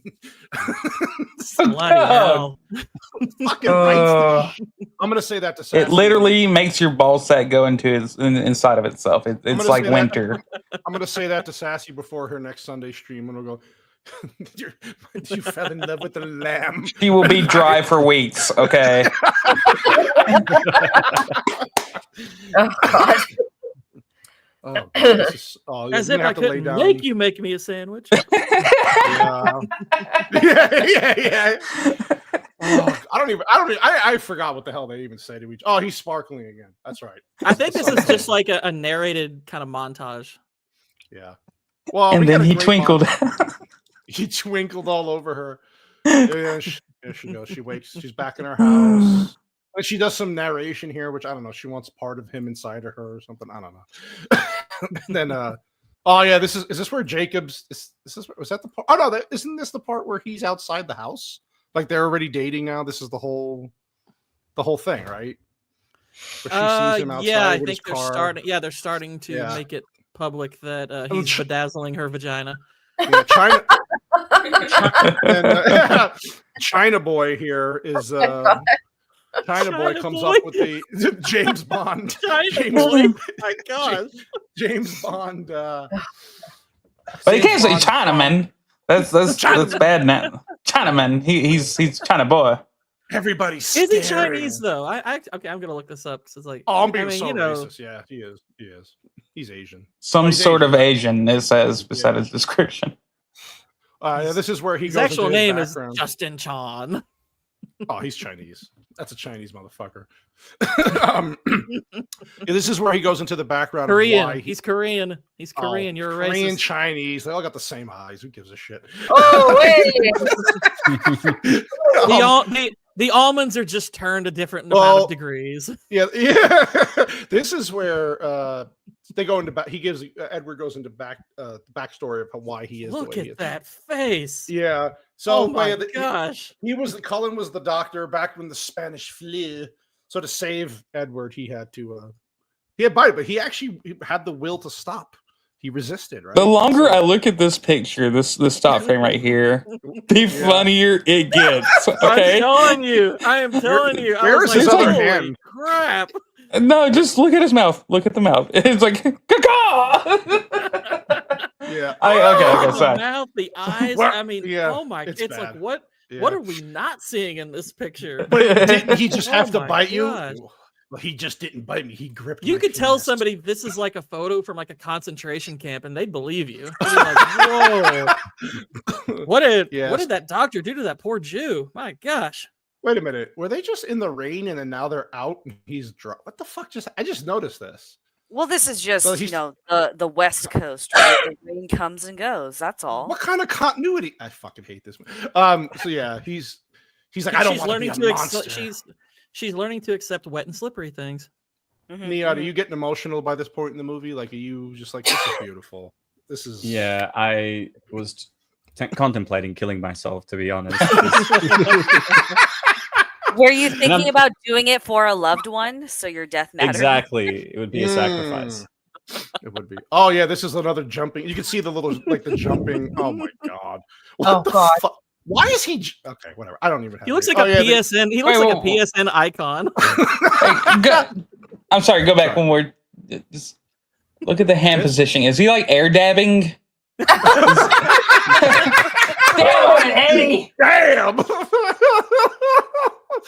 Oh yeah, he even fixes cars. Like he gets the dent out of her car. He's all happy and just like, I'm gonna take you to my house. So one thing I will say that a great piece of continuity is the previous sequence when he's revealing himself. He says that she's his own personal heroine, and now he actually looks quite intoxicated for like the he next does. 20 seconds. He fixes the car. He's telling you, "You're gonna meet my family," and he gets quite excited as if he's high on drugs. I think at this point during the production, though, R. Pats and K. Stu were starting to bone bodies. That might explain why the facial expressions and the delivery has changed so much. Wait, isn't she a lesbian though? She is now. Now she is. Now she is. Well, Wait, it's because she cheated. Did you not witness the R. Pats K. Stu era? No, I had a life. Oh, okay. Quick tea. Okay, so quick tea. Go ahead. They met on the set of this movie, and then I think they dated for like 6 years, and then she got cast in Snow White and the Huntsman, and they broke up because she was caught in a very compromising position with the director of that movie. After that scandal broke, that guy got a divorce from his wife because she found out when she saw the paparazzi photos, and then after that, K-Stu swore off of men and became a lesbian. Yeah. Also, if you want a pretty funny summation, and I would rarely recommend this man's comedy. I don't find him particularly funny, but Will Ferrell came on Conan O'Brien and played it up like he was devastated that they broke up. It is really funny. I highly recommend watching that video. It was a huge deal when they broke up. Yeah, well, I remember that. Because then when they were promoting, I think it was like Breaking Dawn Part 1 or Part 2, they wouldn't walk the red carpet at the same time. They're like PR agents to share any red carpet time. Did this cause like a schism between the fan base? With It did. Yes. I remember this. I absolutely think I did. remember this. She is a trampire. Well, it was more people thought that, there might have been, because like Robert Pattinson and Taylor Lautner all became really good friends in real life. So the fan base thought that, now like they started pushing for her to get together with Taylor Lautner at the time. And there was always a lot of like fan discourse around her being with Robert Pattinson anyways, because of the whole Team Jacob, Team Edward division as well. That was the thing, the team. Not to get too distracted, but didn't Taylor Lautner also marry a woman called Taylor? Yes, that's correct. Yes. Have the same surname. Is that true? Yes, it's correct. He also dated Taylor Swift for a short period, and that was a whole cultural revelation as well. Yes, that's correct. Damon. The only thing that could best Taylor Lautner marrying a Taylor is if Penelope Cruz and Tom Cruise had worked out and she had become Penelope Cruz. That would have been Oh God. Yeah, so they go back to his house finally. And I like how she's like, it's so airy and like sunny. And what did you expect? Coffins and moats? Coffins and dungeons not and moats. Dungeons and yeah, that's great. Oh yeah, and they're making her food because they think she's Italian because her name's Bella. So I found that offensive as an Italian. Was offensive. This is fucking bullshit. As if they don't realize that white people appropriate Italian names all the time. Exactly. Right. Exactly. One of our favorite things. My God. Yeah, I know they're trying to like act human as they can for her because they want to have her feel accepted. The jig is up. Yeah, It's one of the sweet moments of the film, though, because like they Yeah, obviously have never eaten before. They're watching a video trying to figure out how to cook. This is the first time they've had to cook a meal in 100 years, and I thought it was sweet. Like I did too. It is punctuated by one of the funniest overreactions because when he says, "Well, she's already eaten," this blonde chick drops loses her crap, like breaks it. It's like, well, that's just great, and it's like, calm down, slut. Okay, to be fair, I don't think this is explained in any of the movies, but so okay. When Carlisle was turning all of these people, he essentially wanted them to have like partners. That's why they're all like partnered together. So Rosalie was initially turned to be a partner for Edward in like the 50s or 60s. So there's like a little, even though she's with Emmett now, like there's always been like a little bit of animosity there. I think he should dye his hair blonde and be Emmett. Oh God. Yeah. So she's like basically like I don't know, they're trying to like Nihat said, they're trying to make her feel welcome, and then this chick, she's like, we're just gonna be best friends, and then Boner Boy comes right behind her. Nice to meet you. I will fully admit the only inclination I had to watch any of this movie when it came out was I thought Ashley Greene was a smoke show. I thought she was pretty hot. But this I actually dude, think she looks weird. I think she looks. here's the thing. She kind of has that. She does have a weird look to her, but that was something I was kind of into when in 2008. I thought chicks like that were kind of hot. Aw, Gooch. Thank you. What a legend. Beautiful, but of course, man. She's dating Evil Harpo, who has only seems to find himself in the cringiest of movies. Because aside from this, his next claim to fame is The Last Airbender. He is Sokka. No. This poor guy they tried to make him Sokka. And to his credit, he tried his best with what they gave him. He actually had maybe one or two of the not so terrible moments of the movie, but it was still bad. Gooch boy, this one's for you and me, buddy, because it's some guinea love here. Forget about it. Forget about it. Forget about it. Forget about it. I forget about it. Forget about it. Already forgot, babe. Forgotten. Yeah, this is the part you were talking about, Gord, with the graduation caps and how they. That was Vex talking about it, I think. Oh, sorry. No, that was Nihat talking. That was me. Yeah. Oh, sorry. Many. Jesus. I forgot that was on the show. Sorry. They've gone through graduation at least 40 times. They're stuck in Arrested Development. This does not make any sense to me. It's so stupid. Yeah. Again, it's just that perpetual feeling of trying to fit in. That's really all this little like detail is trying to portray. That's all. Yeah. That's all. And then he doesn't have a bed in his room, but he reads a lot and he listens to music, but he's like, I don't sleep ever. I actually really like his room, low key. Like I know that we're not liking this movie, but he's got a pretty badass room. I like that. Oh no, I actually think this whole house is pretty cool. I like it. You know, he'd have squirrels in there. Mm-hmm. Oh yeah. This is actually one of the few aspects of the movie that, judging it unironically, I give it points for, because this house is actually pretty cool. Yeah, like he it. listens to classical music. So this scene does date the film though, because there's CDs and stuff, and nobody Yep. listens to CDs. Oh God, yeah. I don't know if I like the term that dates it so much as I think it puts it in a time capsule. It just gives you, it informs the period, I think. Fair enough. Plot Strikes Back. I would just watch these for the unintentional comedy. It's worth it. It's 100% worth it. I would recommend watching it if you want a better understanding of the female brain. which is not good. That's why it's an unintentional comedy. It is quite the ride. It is quite the ride on the back of a sparkly vampire. Yeah. So that they still haven't kissed yet, right? No, not yet. Yeah, no. It's written by a Mormon, remember? Yeah. Oh, that's right. And I'm not. You shouldn't have said that. So she just jumps out the window with her. It's like, what the fuck? Again, so because Edward was changed with his autism in his human life, it's just he doesn't understand how to go from friendly conversation to like that playful line of like, you shouldn't have said that. And then he just he calls her a monkey, which I think is quite racist towards her.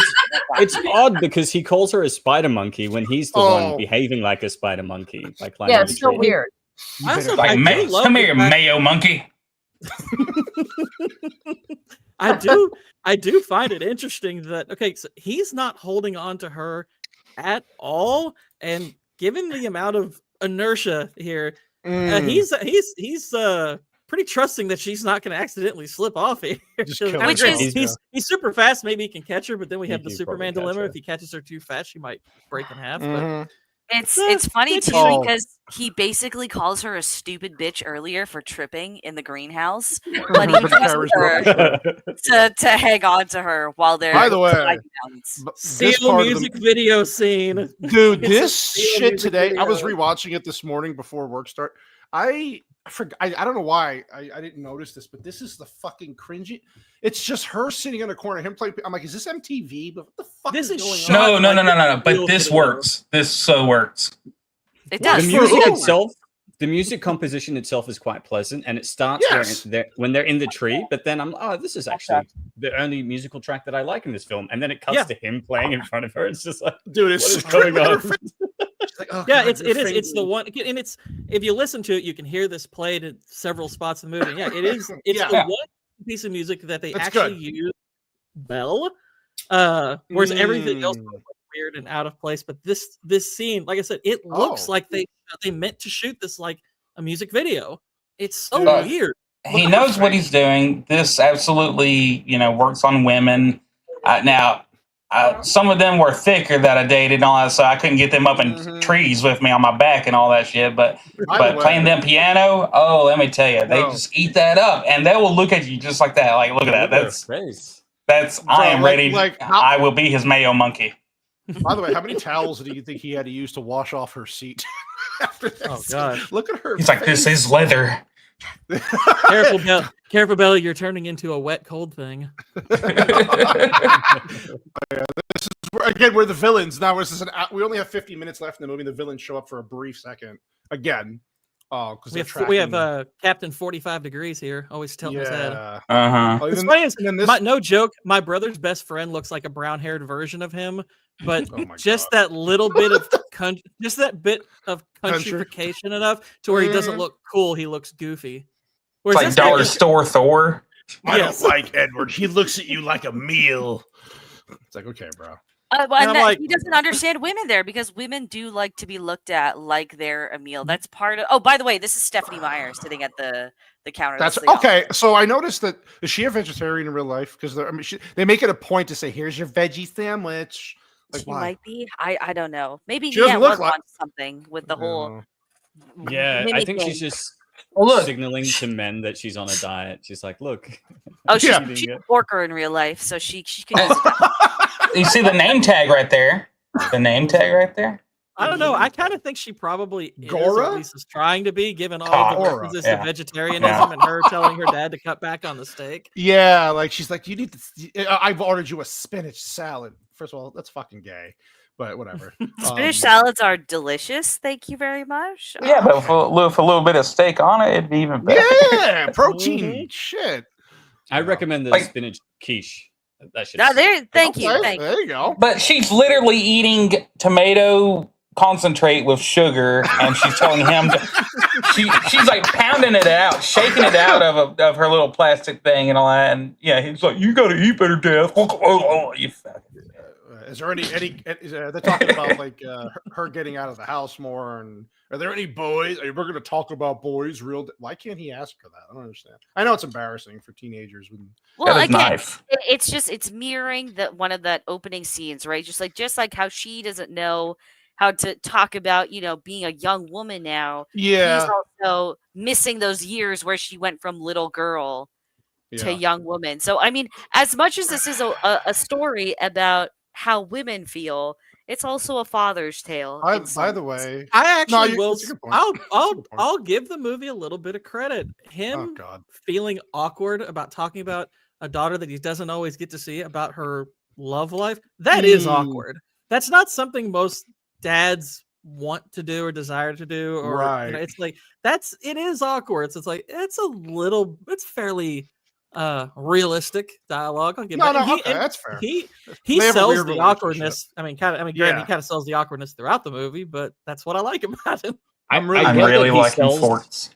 Yeah, I get that he sells the awkwardness really well, but for me, one of my biggest problems with this script is the indifference between Bella and her father. There doesn't seem to be any compassion between them, any sense of connection. Even by the end of the film, they're just like two disparate people living in the same house. Oh yeah, you're 100% right about I'm mostly speaking of the scene in isolation. But yeah, it's like it would have been a sweeter moment if there was an actual relationship between the two. Yeah, they have none. And then this is where she gives one of her best performances, is her breathing and facial expression. Are there any guys that you? Yeah. So she is hyperventilating just at the sight of it. It's like, calm down. And he's in the room, and maybe she's dehydrating for how much she, how much she left on that piano bench. Yeah. Then this is where, like, I've been watching you for months. I like watching. Even Sassy looks at me and goes, "What the fuck did he just say?" I like to watch you sleep. It's like she's probably cut some massive honkers in her sleep, just like rocking. I'm like, and then this part, the scent. This slow kiss that takes like 30 fucking. It's like, just come on, get to the. Yeah, it's like they're breathing on each other for like 30 seconds, and I'm like, ooh, that'd be awesome. Do something. Then he pulls himself off. This is where you have to understand, again, Mormonism, and there's this whole like sub theme of like repressed desire that the story is trying to explore. On top of that, Bella is almost raped by those men. Then there's all the boys that are chasing her. And then the girls don't know what to do, kind of deal. So this is just kind of like finally all of that repression just like bubbling to the surface. Coming is right. Do you think like when he's breathing on her, like she can smell whatever he ate? She's like, ooh, your breath smells like copper and duck. I mean, does she smell that? You smell like scabs. Blood smell like spinach and tomatoes. Blood has a coppery smell. Blood has a coppery smell. No, that's true. That's true. I thought he was going to smell the spinach salad she had that afternoon. Maybe that's what. Nia, given how much of her he's able to smell at a given moment, I doubt it. Spinach is all he smells. Yeah, you guys are like my own personal brand of heroin. I know what you are. I know what you are. You sickly bastard. Here you go. This one's for you there. But I'm serious. These are the kind of guys you like to smack in the ass. Thank you, Neil. I don't like it. He's a meal. I love this. She brings her dad a beer, another beer while he's cleaning his. By the way, great Edward formula wants to there. meet you. I love this. I do like the scene here where he. This is probably the best part of the movie right here. He closes the shotgun and just smiles like, "Yeah, bring him in." Don't know how many people have lived like this. Yeah. Just to clarify for anybody in the chat, so that phrase, "This is probably the best part of the movie," has come up probably 3 times. 3 times. We mean aside from the baseball scene, because there's no competition. There is no competition. So I truly believe that how this movie embraces American culture is often overseen. Like the baseball scene aside, just the fact that this is a quite progressively ideological film, but it embraces gun culture and drinking beer and all of that stuff. So, Twilight, in a way, is very pro-America. And him going to her father to ask for her hand. There you go. A proper gentleman. This is a moral film. Show your children. Yes, sir. Sorry, could you go back five, like, if you could click 5 times, just back to where we see the shotgun. This is one of my problems with this film. One more time. One more. With the direction of this film is right. So he's drinking. He's got a shotgun. He's just loaded it up. If I was directing this sequence, her dad is frustrated that her boyfriend is older than her. Just to add a bit of tension and even comedic value when he gets up to meet him, to have the shotgun in his hand and do a close-up of the shotgun, the look on Edward's face. There's just so many things that you can do with the setup here. And everything is just bland. Like, there's no attempt at you're asking, really. You're asking for competence, and you're not going to get that from how many directors did they have direct these? Was it like a different director each movie? I think Catherine Hardwicke did the whole series. He did the whole. Oh, that's even worse. I could be wrong about that, but I thought she did the whole series. Neon's using logic. I don't think she did. Hold on, let me double check. Yeah. Does it get better? No. It gets the fourth one is shockingly like 10 times funnier than this one. Yeah, this movie made bank, right? Like it made did, a lot. yes. Oh yeah. I'll take that back. She did not direct any of these. I thought it was a different. I thought I read it was a different director or some of them were different. It was 4 and 5 just have the same director because it's 2 parts to the same story. Oh God. Yeah, we play Vampire Baseball. Vampire Baseball is hilarious. They have to play in the thunderstorm. Oh my gosh. Because they hit the balls. It so makes hard. 0 sense, and it's absolutely amazing. Because the balls would explode, but they would explode, and the bat 100% explode. The That's baseball, science and logic. like 90% would have exploded after the first hit. It gets hit like Yeah. 5 or 6 times, so it's definitely not going to last. Oh, I see why you need the thunder, because you hit the ball so hard. And Now- I don't think a bat and a ball can generate enough sound to where they really No, would be heard. in Twilight Down the World, middle they of can. freaking nowhere. In Twilight Now, World, they okay. can. I think you guys are looking a little bit too deep into the sturdiness of the baseball materials. Ultimately, the reason that they don't break is this is supposed to be kind of like a representation of how closely knit and tight this family unit is. Like they are truly unbreakable. And much like the American spirit, also unbreakable. So that's ultimately what the ball and the bat Can we talk represent. about how amazing the camera work is in this, and these like weird side angle? This is great. I mean, and then Boner Boy actually smiles for one. I like that this guy with the baseball bat does this little play thing. I don't know if Yeah, you he can play flips it the bat. with the baseball bat. He flips it. It's like, little details like that. He has some personality. Oh my gosh. Way to Yeah. go, Harpo. Yeah. It's talking about supermassive black holes. It's just amazing. Legitimately a pretty solid song, but way out of place in this scene. Yeah, So it's terrible. Stephenie Meyer, when she was writing the Twilight book, she listened to a lot of Muse while doing it. So they actually tell. worked out a deal to get this song in here. But the Muse did actually compose some of the score for this film as well while they were touring at the time. Oh God. So the bad vampires show up again. See, they're floating, like they're walking so fast, they're like they're floating almost. It's They're really on a impactful. conveyor belt. Like it's 100%. It's so obvious. Yeah. Yeah. I could smell her from across the field. Well, maybe she didn't shower the night before. She did eat spinach. So, spinach. Mind is empty and she stinks. That's amazing. I love it. I freaking love it. It's so good. Thunder Rumble. Yeah, so they catch up, and then we get to meet Milli Vanilli. There's that tilt. Yeah. This is my family, James, and I am from the Black Eyed Peas. What the fuck's that guy's name from the Black Eyed Peas? Will.i.am. Will.i.am. Yeah, there's Will.i.am, Rasta, and I forgot. What's the other girl's name? Victoria? Yeah. I think this guy's name is like William I Might Be or something. It's James. William I am? The question mark. Question mark. Will I am?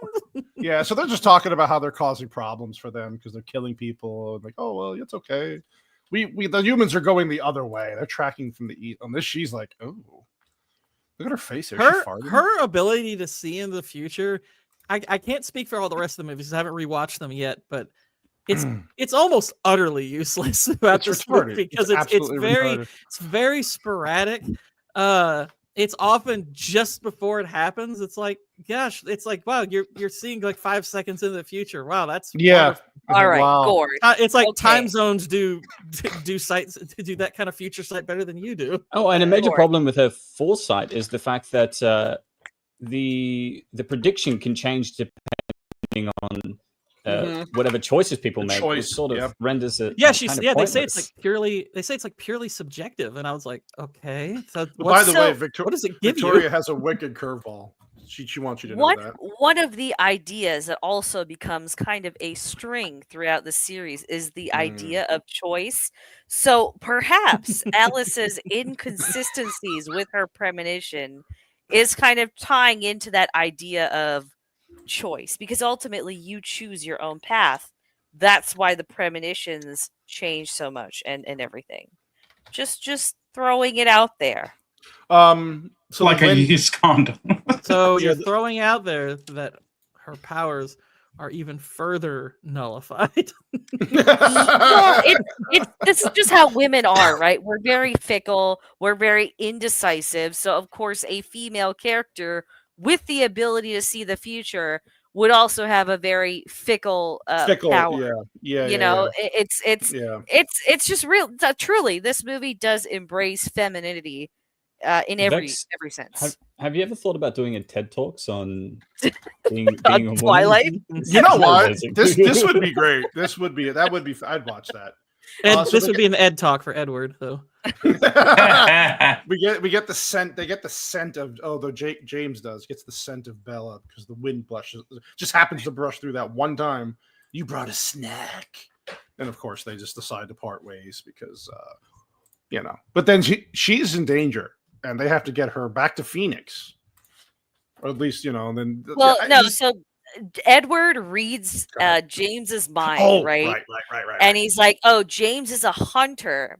He likes to hunt, and now that he's got a whiff of you, he's not going to stop until he gets you." So they formulate this plan where Alice and oh my God, what's his name? Alice and her love interest.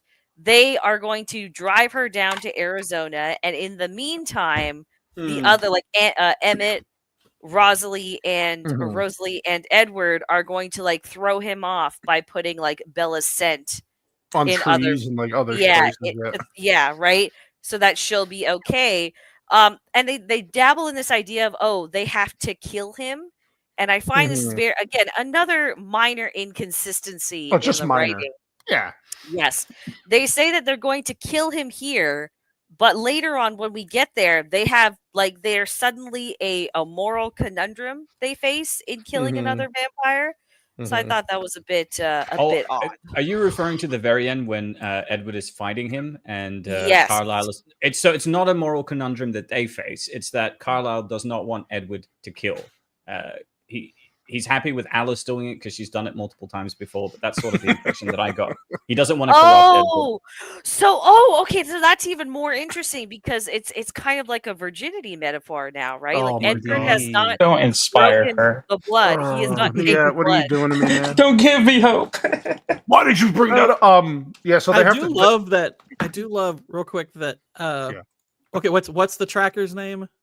James. What I love that James's superpower is a personality trait that can be clearly defined by someone who just met him.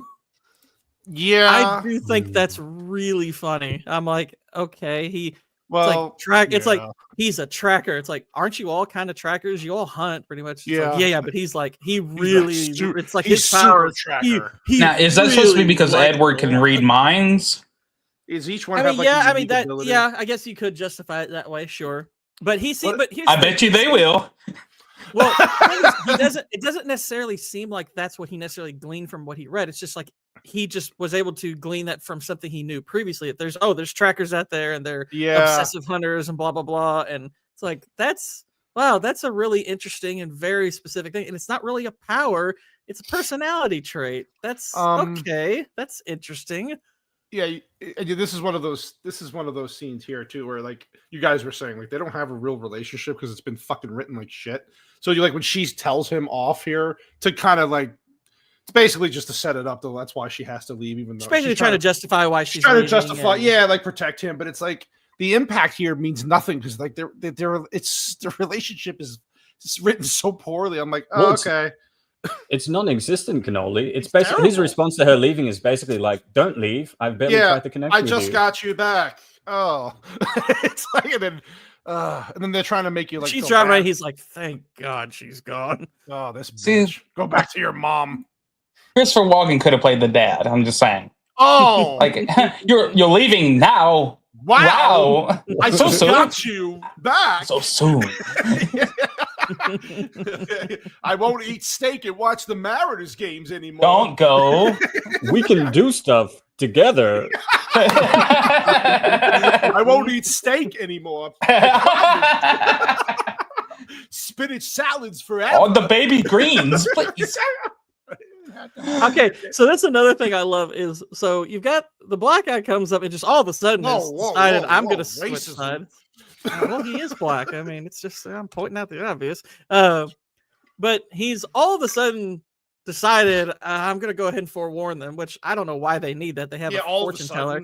But his whole thing, I've never seen anything like him in 300 years. And his plan is like something out of a 60s Batman episode. It's like, haha, I have your mother, but he doesn't really have her. It's like anybody could come up with that. That's super hunter. Yeah. It's like, well, you're kind of on easy mode when you're hunting a retard. Thank goodness he didn't have railroad tracks and Yeah. and rope. So Alice is going to take Bella. I have her tied up right now. Yeah. Alice is going to take Bella back to Phoenix, and then of course whoever, I forgot her fucking name. She's like, I don't. Why do we have to? Rosalie, why do we have to do this? We protect our family. So yeah, that's. I think from now on, if we don't remember their name, we should just go ahead and call them Renesmee. Renesmee. Oh, save that, Jim. No, save that. No, Jim. no. That's coming up at a later time, there, buddy. This is Vampire Vin Diesel right now. It's about family. I'm not. She calls the mom, leaves the mom a message, and then of course they're all telling, like you said, Vex, to mark the trees to kind of throw off the scent. Now they're back in Arizona. You can tell it's all sunny. It's not Northwest anymore, baby. We've changed the movie filter. Yeah, the filter changed completely. Yeah, and James figures it out though. How did they ever figure out did they say how he figured out that they were doing He shouldn't have been able to, because the vampires don't have a scent, right? So that's what all I'm saying. He can smell is the jacket. So I don't understand how that he's was able to really figure it weird. out. Yeah. Well, his way of figuring out where she was, like the way he obviously catches her, is he ends up telling her on the phone that the school system doesn't protect your information well, and he tells her he's got like the information on her mom and he kidnapped her, blah blah blah, and it's like real super hunter there, dude. You doxed me? Oh my god! Exactly. What? He has the superpower of doxing. Yeah. He's a doxer. This is where the future mind power fucking thing comes in out of nowhere, and she's drawing like was it like a ballet school that she went to, or ballerina school in Phoenix? Ballet school. Ballet school. It's like, oh yeah, this is where I see you. It's like, oh my fucking god. Is this? I'm sitting at this point like I want to see what's going to happen next, but I also am like, this has to end soon because my life depends on it. I just can't do this anymore. Yeah, so this is where she calls, right, the mom. This is where James calls her, right, pretending she thinks it's the mom. Am I right? Yeah. And then no. It's like she knows it's James. It's just he's telling her that. Right. Well, he plays a videotape of her mother, which is just a contrived way not to actually have the mother be at peril, because he could have just done that, and it's probably more in his nature to grab the mother than it is to play a videotape. Yeah, I like how we have the stereotypical Arizona cowboys walking through the hotel. The movie doesn't even take advantage of any potential one-liners. He could have said like, "I got all the information I got from your high school, and let's just say you're formed." This is that line that Nia was saying that she said in the beginning. Now she's saying here. So yeah, I don't buy for one single solitary second that up to this point she's never thought about dying. Come on, this girl looks like somebody who thinks about dying at least 2 hours a day.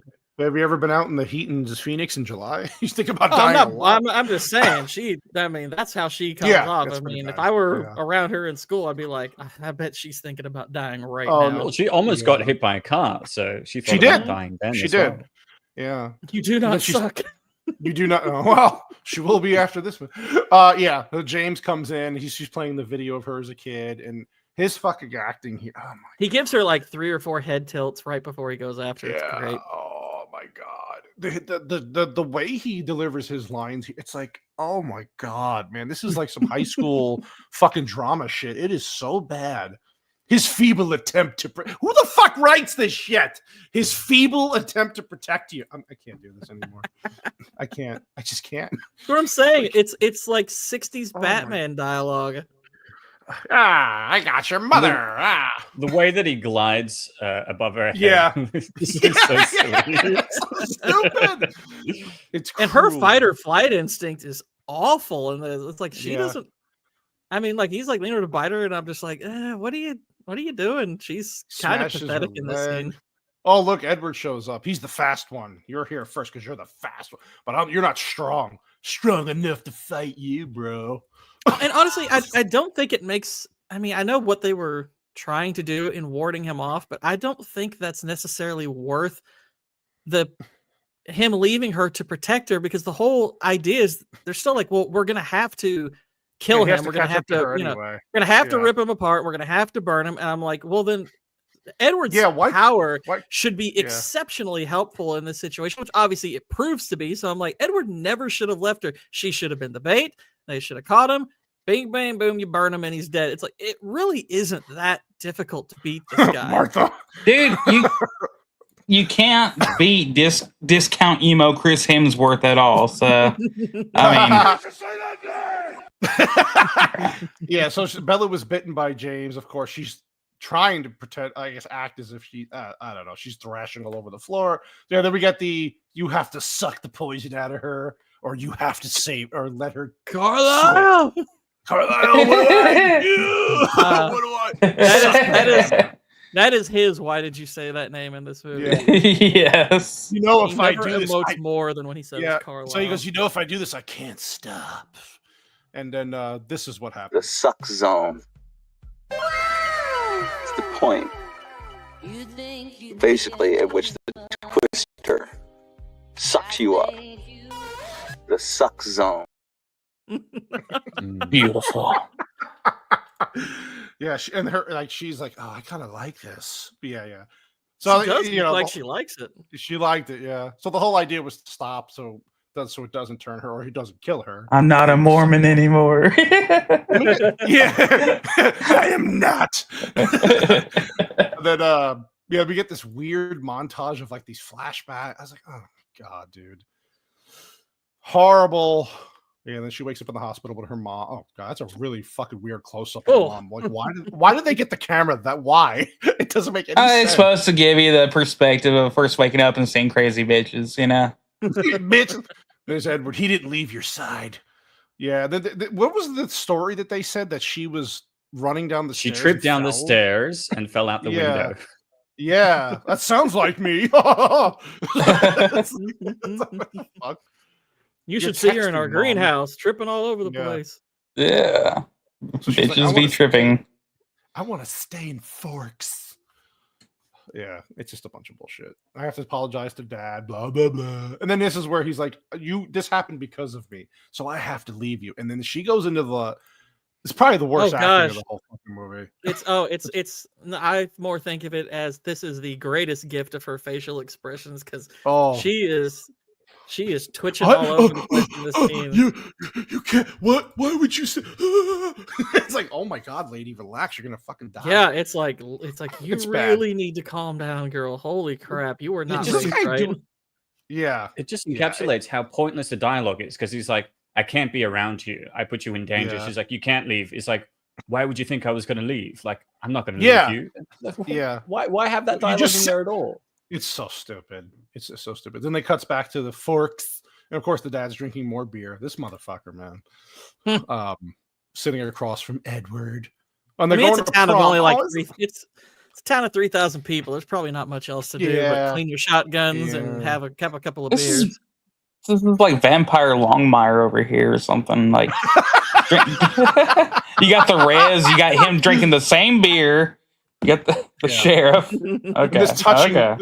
This touching moment. You look beautiful. Yeah, you look. And then beautiful.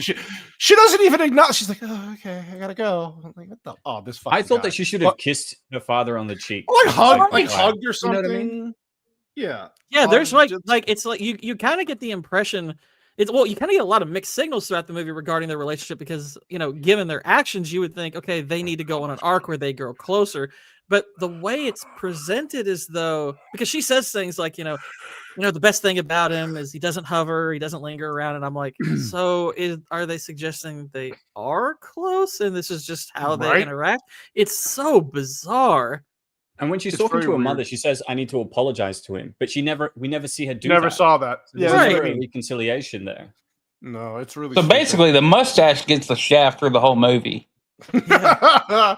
And then there's more of an his mustache has more of an arc than their relationship. Exactly. Oh wow. And then this fucking guy Jacob, my grandfather paid me $20 to come. It's like, oh my god, what is going on here?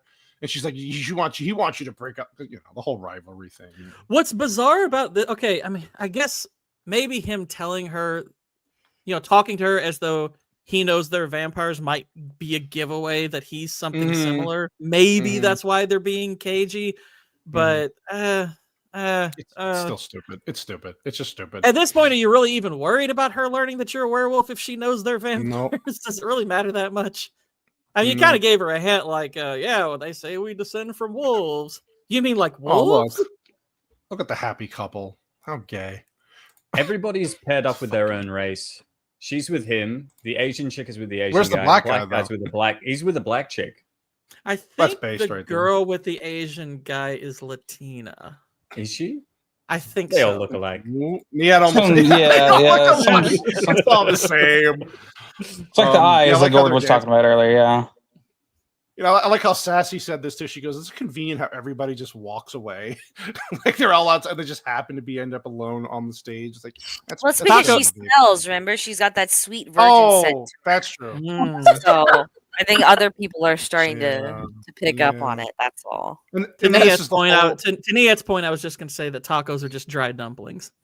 And then this part here was just so fucking. I want you to bite me. No, you don't. I don't want you to end up like me. But how about we just have a long life? Well, you're really not gonna have a long life because she'll be dead way before you do. So I don't know if she's. I don't know. I haven't seen the other movies yet, so I'm assuming she does turn though eventually, right? Because then they said that the girl that could see in the future. How do you think they get Renesmee? Renesmee, baby. Jesus, this is so fucking bad. Yeah. So they don't turn. And this is a long sequence too. I'm like, gosh, you all Way really too long. this and Way but too honestly, long. this because okay, if you're watching this from a comedic standpoint where you're enjoying just how cringe it is, this is the worst part of the movie because it just drags and drags and drags. Yeah. But it also encapsulates, like, if you have any suspicion that this movie knows what it is, this scene tells you flat out it doesn't know what it is. It thinks it's romantic. It thinks its dialogue is powerful. It thinks it's appealing. It's not. This scene may be better than any other, shows how little self-awareness this actually has. And why the heck is she dressed up for prom? She doesn't go to the school. She's in prom, and then I love the end credits just cut to this like stupid dramatic, like what the fuck is this? It's gonna make it slow motion and like they just it makes it look like a CW show at this point. Like, this was what it is. how you could downgrade a movie within seconds is by doing it like this. I can't do this anymore. I can't do it anymore. I'm curious about the trivia for this because I'm casting info. Like, Fax, are you good to go on the trivia? Yeah, I am. We're good to go. Do it. All right. So this movie had a budget of $37 million. Worldwide, it grossed almost $408.5 million. Wow. Did pretty well. And this was the lowest performing one. This was the lowest performing one of the saga. Really? Yes. Yeah. That's wild. The other ones did significantly better. Yes. So this released November 21st, 2008. So we're almost there on an anniversary date. Surpassed Van Helsing as the highest grossing vampire film of all time at the time. Interesting. Domestic opening day was just under $36 million, but it dropped to number 3 the following week. Wow. The original release date for this film was December 12th, 2008, when the release date for Harry Potter and the Half-Blood Prince was moved from November 21st to July 17th, 2009. Twilight's release date was moved forward to November 21st in an attempt to fill the Harry Potter gap. Wow. All right. As soon as Robert Pattinson was cast, he moved to Oregon and began working on his character both physically and mentally. He worked out 5 hours a day with a trainer, learning to fight, play baseball, and do stunts. He also had to learn to drive and get an Oregon driver's license. Interesting. Did he become an Oregon donor? Remember, he complained about working out for the Batman, but Twilight, 5 hours. Well, you did say he prepped mentally while in Oregon, so that probably hurt him a lot. That's true. Before being cast, Robert Pattinson had never heard of the Twilight novel. Remember, the books came out about 3 years before this movie did. He only attended casting because his American agent persuaded him, and he liked Kristen Stewart's performance in Into the Wild. Which is a good movie. I like that movie a lot. A few weeks before filming began, Robert Pattinson also didn't talk to anyone to try and feel as isolated as Edward Cullen. And he hasn't stopped since. He also stated in an interview that this is his first American role and he had no formal training to perfect his American accent. Oh, Interesting. His accent was fine. I didn't. Yeah, I I think so, I think yeah. it was fine. So like this was formed in 48 days. The baseball scene alone took 5 days to film. Oh, that should have been. You could tell they put a lot of hardly any work into that. For the role of Edward Cullen, Robert Pattinson flew from England to director Catherine Hardwicke's house to audition. There, he and Kristen Stewart, who was already cast as Bella Swan, rehearsed the love scene or meadow scene on Hardwicke's bed. Wow. What? Yeah. What the Yeah. fuck? Somehow I doubt that was necessary. Catherine, you sly dog. Fun fact as well, the shirt that Bella is wearing in the scene where like she and Edward are making out, that's Stephenie Meyer's old shirt that she's wearing. Oh. Weird. Wow, the director and writer of the novel have they're playing out a twisted fantasy. Yeah, it's really weird. Yeah. What age was Stephenie Meyer when she wore that shirt? 10? They're like 4 kids, to be fair, you know, like let her be fat, bro. It's okay. Stephenie Meyer fought for one line in particular, and it's one of the most well-known lines from the book. Do you know which line that is?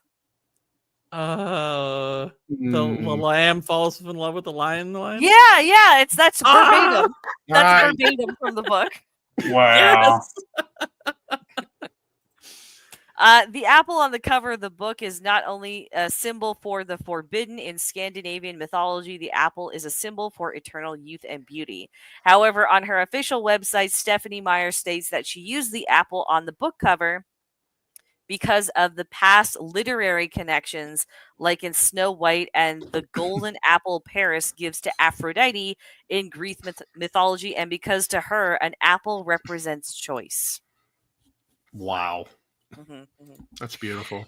This project was in development for almost 3 years at Paramount Pictures, during which time a screen adaptation that differed significantly from the novel was written.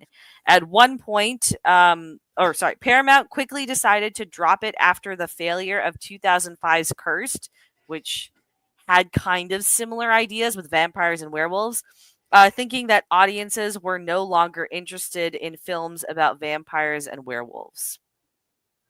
Interesting. If only. The final version of the script was written in 6 weeks. Oh, I can tell. Now, that doesn't explains surprise me at all. Wow. You put your seatbelt on. That takes weeks to write that. Yeah. About sometime last year, there was confirmation that there was going to be a new Twilight adaptation, and it was going to be the Midnight Sun book. So that is the 2020 novel by Meyer that retells the story of Twilight, but from the perspective of Edward Cullen.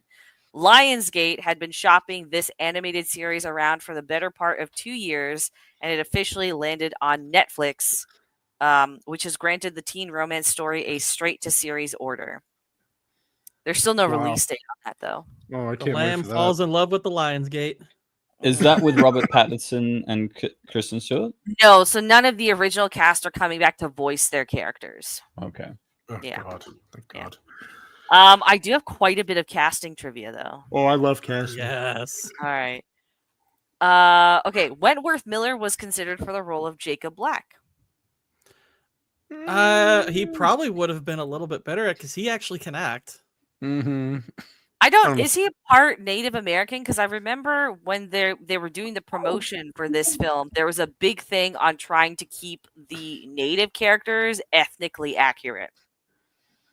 I don't know. He may. I don't know if he is or not. To be honest, he doesn't. I feel like doesn't look Wentworth particularly Miller native, but- has. Yeah, he looks like he has European descent. Yeah. Yeah, I think so. He's pretty white. He's also gay, so that he at least fulfills that criteria. You fit right I'm in. sorry, what? Wentworth Miller's gay. Wentworth Miller is not gay. Hold on. He's super gay. Yes, Yeah, he's oh, gay. he's Wentworth raging gay. He is gay. I'm as a googling Twilight it, and vampire. hold on, it doesn't. Yes, say- he's gay. Oh my Where god. does it say he's gay? 2013, he came Yeah, out. I remember only because I'm a pretty big fan of Prison Break, or at least was for a while. Oh, that's right. Prison But Break. years later, when I think he got put in the Flash, that came Like, out. how I was could like, how could you gay? argue with this? How could you argue with Josh? Josh knows. Apparently, Miller had attempted suicide multiple times as a teenager before coming out as gay. So he's been Yep. gay for a while. I'm Wow. reading that right now. There you Wow, go, crazy. There you go. That explains why he signed up for a show called Prison Break. I see what you did there. Oh, his name is Wentworth. Who would have thought? Zing. He probably didn't think break was the second word. Oh, jeez. Jamie Lynn Spears revealed years after this movie came out that she auditioned for a role. We don't know what role it was, though. Interesting. Now, originally, Stephenie Meyer wanted Henry Cavill for the role of Edward Cullen. And Oh, that's Tom right. Holland- That's I knew it. Are you serious? However, by the time the production was about to begin, Cavill was 25 years old and no longer looked the part of a 17-year-old. He was then offered the part of Carlisle Cullen, but turned it down due to his commitment with the Tudors. Cavill and Robert Pattinson, who later took the part of Edward, would both appear in superhero films based on DC Comics. Wow. Stephenie auditioned for a whole lot of roles. I don't know what would have been worse. Why did he get the heck out of my head, dude? Wow.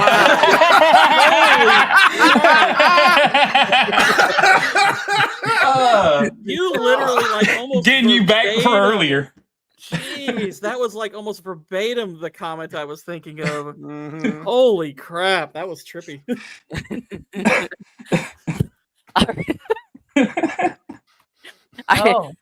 Now, there were a few other actors that auditioned for the role of Edward Cullen. All right. Jake Abel. I have Who's no that? idea who that is. We have to Google. Hold on. Yeah. Jake Abel. Is he like ironically disabled? No. He looks like it. He looks but The Indian guy in the wheelchair is ironically not disabled. So No. that's No, he's I don't- not cute enough. Nope. Okay. Hell to the no.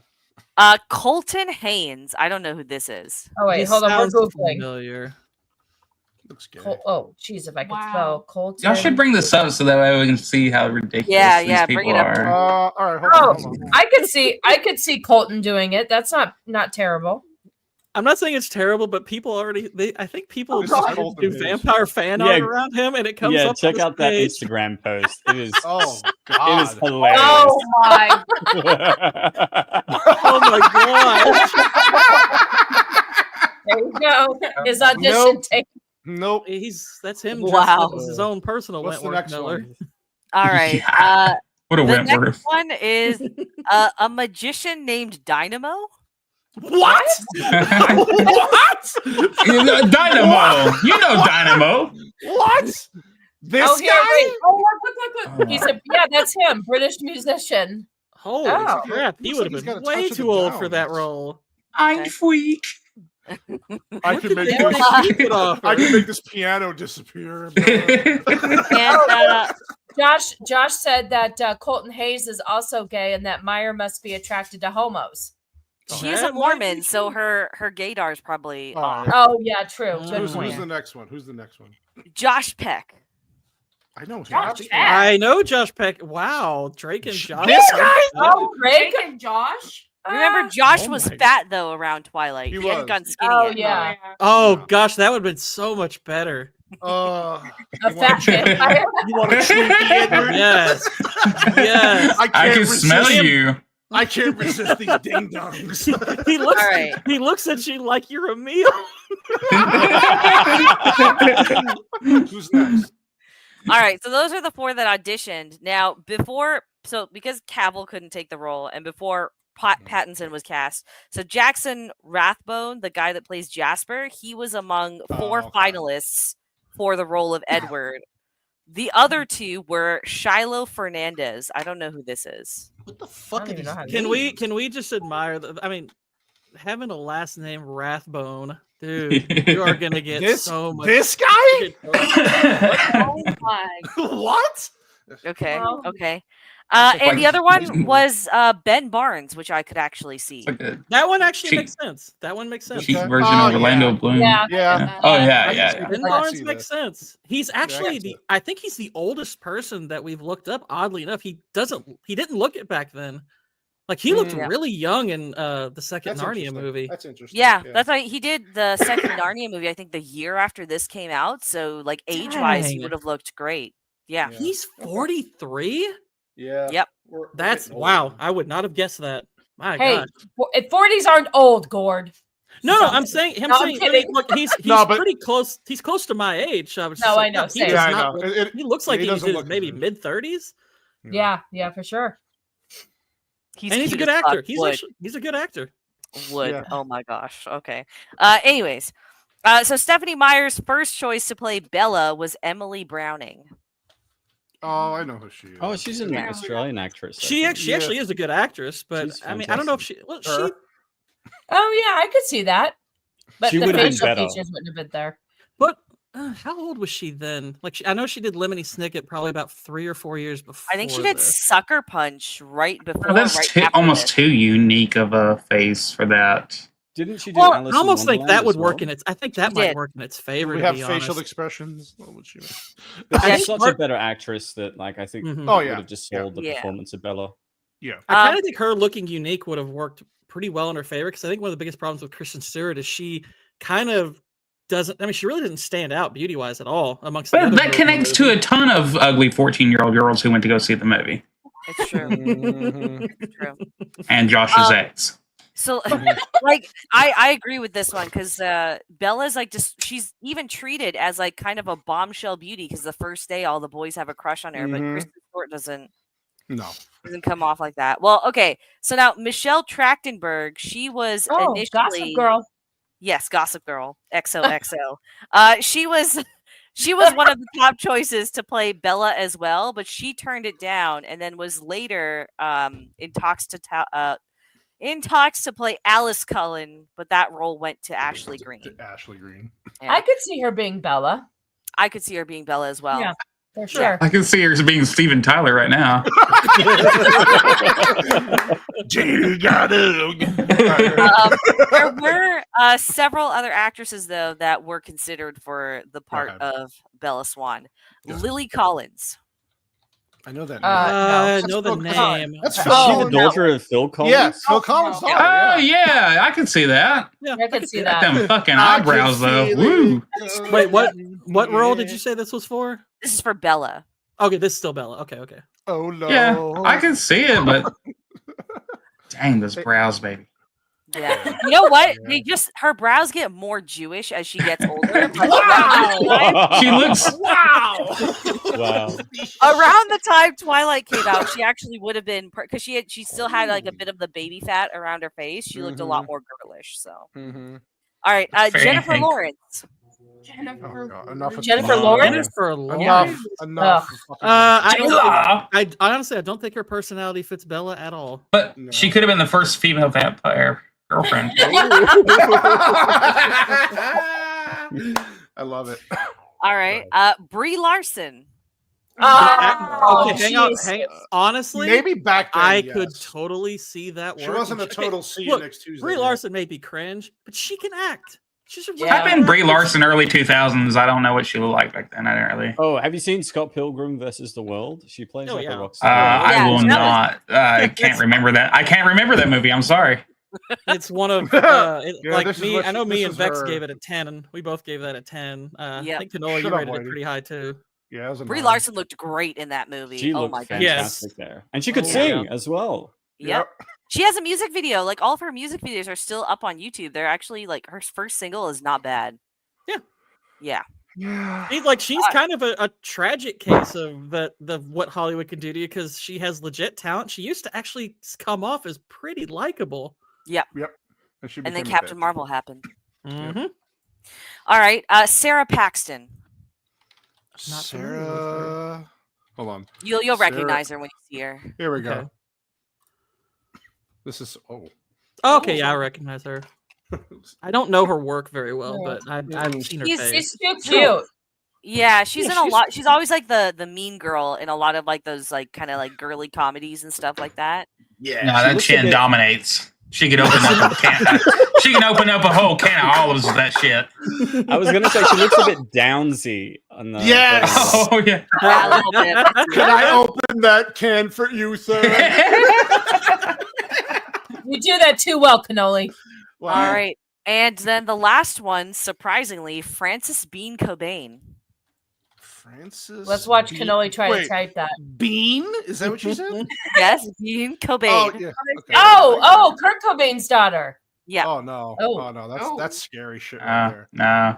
Well, she would have been way too young. This is like the photos showing up here are her like basically Oh, now. God. but- No, she's got Yeah. crazy. No. She's been no, like thank 6. you. Well, I mean, she would have been like she wouldn't necessarily have been a bad casting, but she would have to cast Edward as someone about the same age, which they had Yeah. nobody on that list close to that.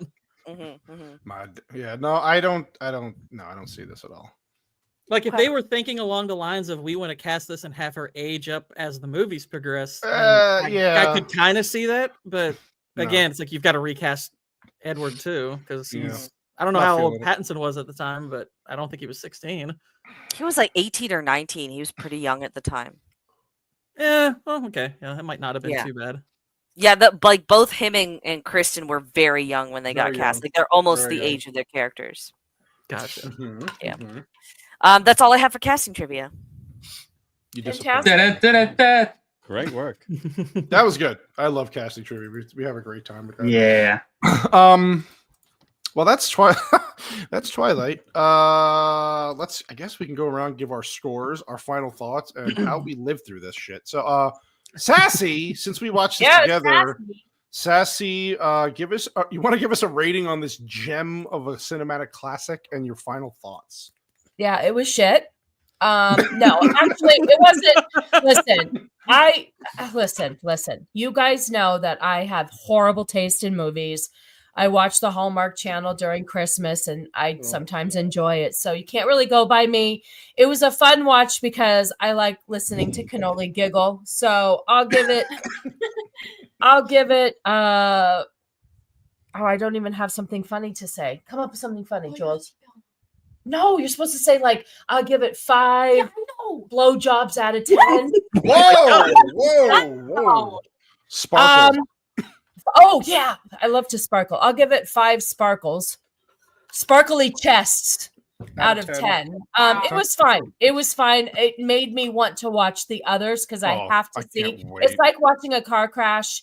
You have to slow down just to see what's going on because you're curious. I have to finish this out. So yeah.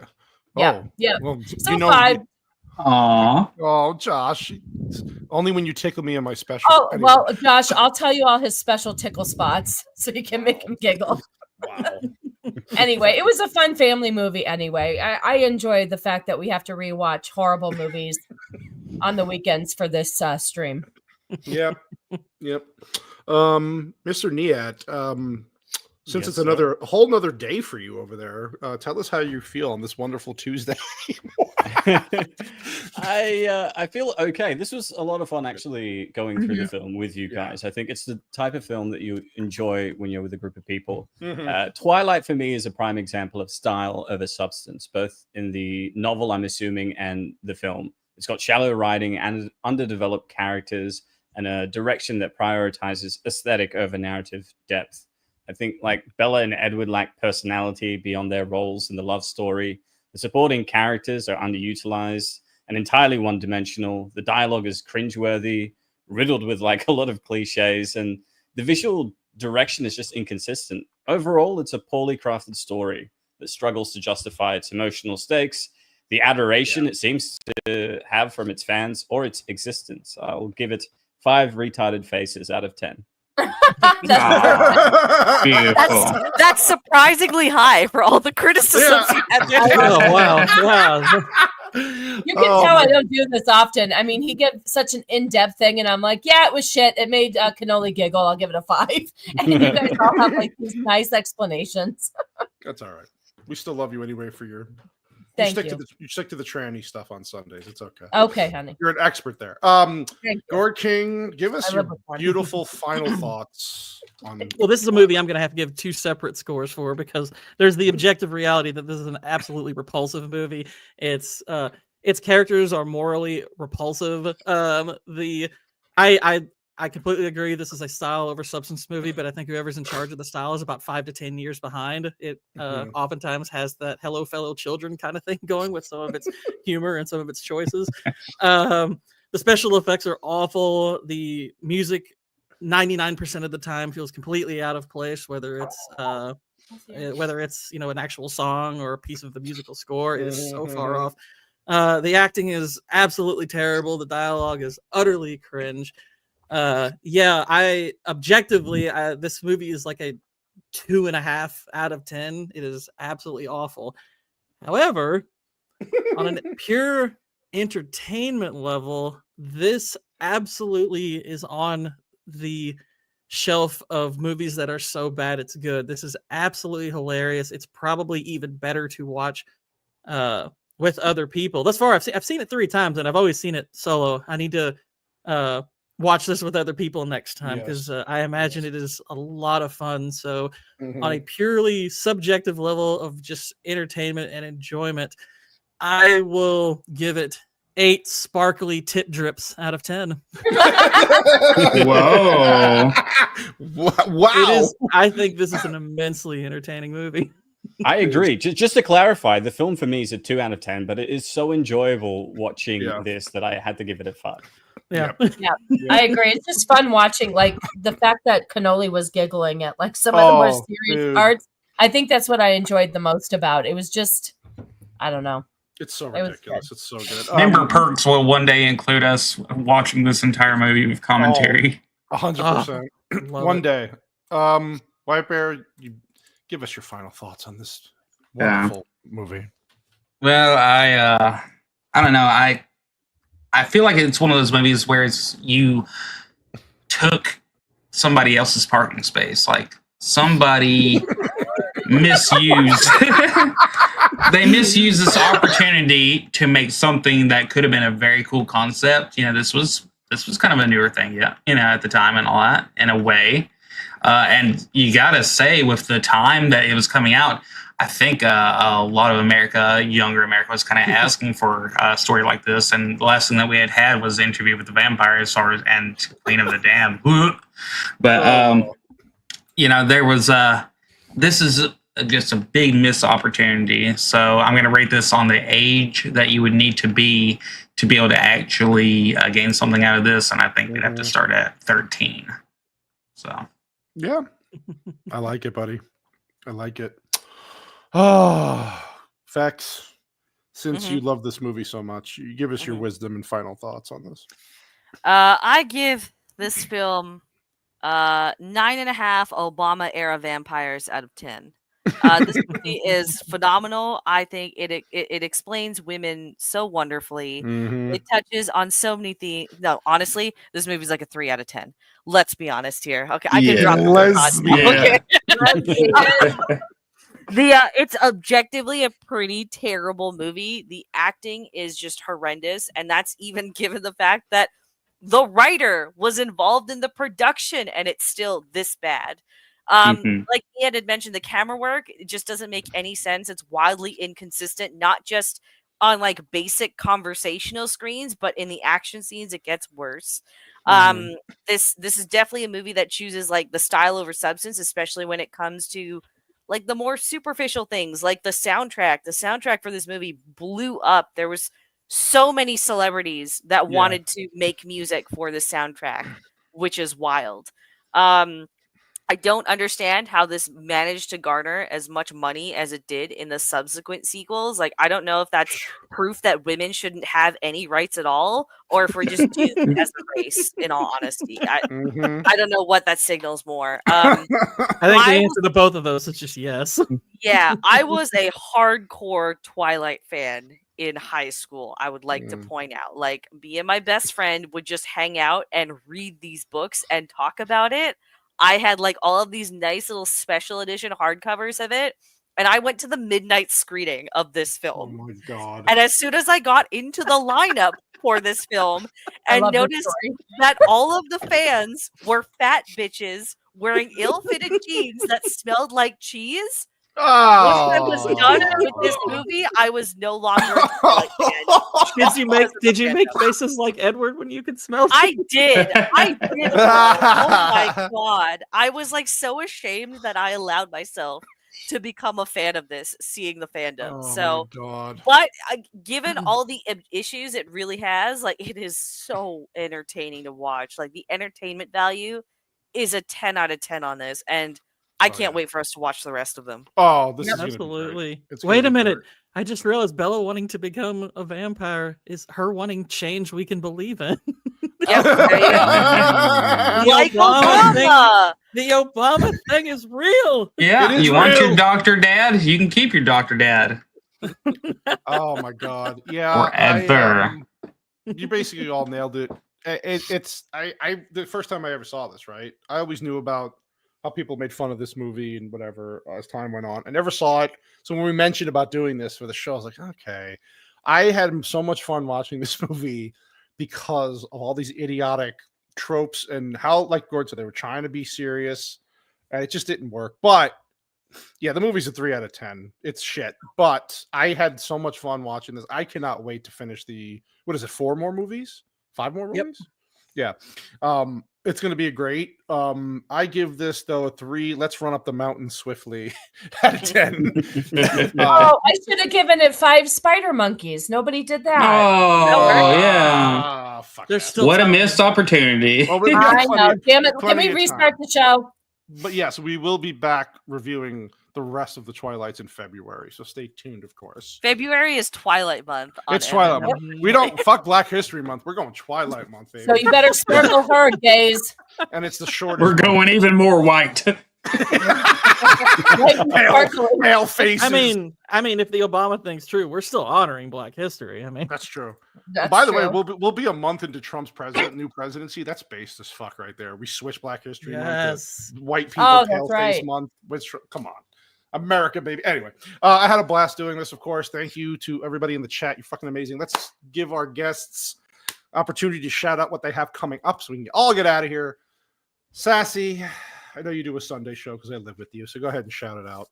Yes, I every Sunday, Mrs. Sassy Sunday stream. This Sunday, 2 p.m. Eastern. I'll be probably excuse me, I think I'm coming down with a cold. Or it could be TDS, like Josh said. I'm sure I'll be talking about trannies and, the left and their mental breakdowns and whatever I find this week. So come and hang out with me. Yes, I have vampire AIDS. Easily. There you go. Yes. Shout out the sass. Oh yeah, my channel is Mrs. Sassy Sasquatch. If that vampire is what the V in HIV stands for. Yeah. Niet, I know you got a lot going on over there, of course. You have a lot of projects, as you said, but you run a good channel over there. So go ahead and shout it out, sir. Thank you. So my channel is Film Comics Explained. I haven't had like a proper sleep in 3 weeks because I've just been I've just got like all these podcasts. I'm going to be on Diabolical Souls covering Clone Wars and season 2 of Arcane this week. I'll be at the Badger Den. I've got my podcast as well. Also recording a video tonight on Doom Prophecy episode 1. Jesus. Also trying to do a video on season 1 of Silo and a massive Warhammer 40k lore video, which is a couple of hours long. So it's revising my novel, which I'm hoping to publish December or January. So it's pretty crazy right now. Dang. Well, thanks for giving us your time, buddy. I appreciate it. Absolutely. Wouldn't miss it for the world. Oh, I wouldn't let you miss it, big boy.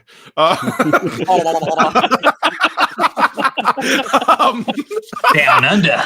Gord King, I know you got some stuff in the pipeline coming. So, well, that didn't sound right at all. But anyway, go ahead, buddy. Shout it out. It would have been fine. It wouldn't have been fine if you didn't say, I know you have. I was really hoping, and I really thought I was going to get my poorly explained video for The Terminator out tonight, but Copyright is being really, really tough on that, which kind of shocks me for a movie that's 40 years old. But I will have it up by Wednesday. Quite frankly, if I can't get past it by then, I'm just going to put it up and just say screw it. I'm not going to make anything off of it anyway, but whatever. But hopefully I'll have that fixed up by then. And other than that, and the Red Dead streams I'll be doing tomorrow and Wednesday, bathing Arthur like any grown man should. That's all I have in the immediate future. Nice. Oh, those goddamn copyrights. Gotta love YouTube sometimes. Pain in the ass. What the fuck, White Bear? White Bear. Josh said Down syndrome drag queen, so. That's actually See, it's Josh is sending me stuff, but yes, that you see on White Bear screen is exactly the shit you see on my show. Oh my god! I am gonna have to work with my computer history now, but that's cool. Yeah, White Bear, do you have any? Can you send me that picture, Whitey? Oh goodness! Oh yeah, maybe. Do you have any of your your 2D pixel? Yeah, we should have about three videos and 3 shorts coming out this week per the usual, and appreciate everybody that's been coming out and supporting all of them. So keep that up. Those are really fun and very soothing. Nice. It is. That's very comfortable stuff. It's very, very soothing while I work in the background. It's nice. Good. You need it. Yeah, especially with my job. And then, of course, Vex, I know you have a Predator thing coming out soon, a retrospective, and you also started live streaming again. Yeah, you just plug my stuff for me at this point. You did. You did Gossip Girl. You did a breakdown of Gossip Girl. Then you did all the seasons in an hour. It was fucking fantastic. It was great. You're very good at that. And then you have one coming up again Sunday, right? Yeah. So first live stream went live. It's still up on the channel. I'm not going to be moving it to another one because I'm just.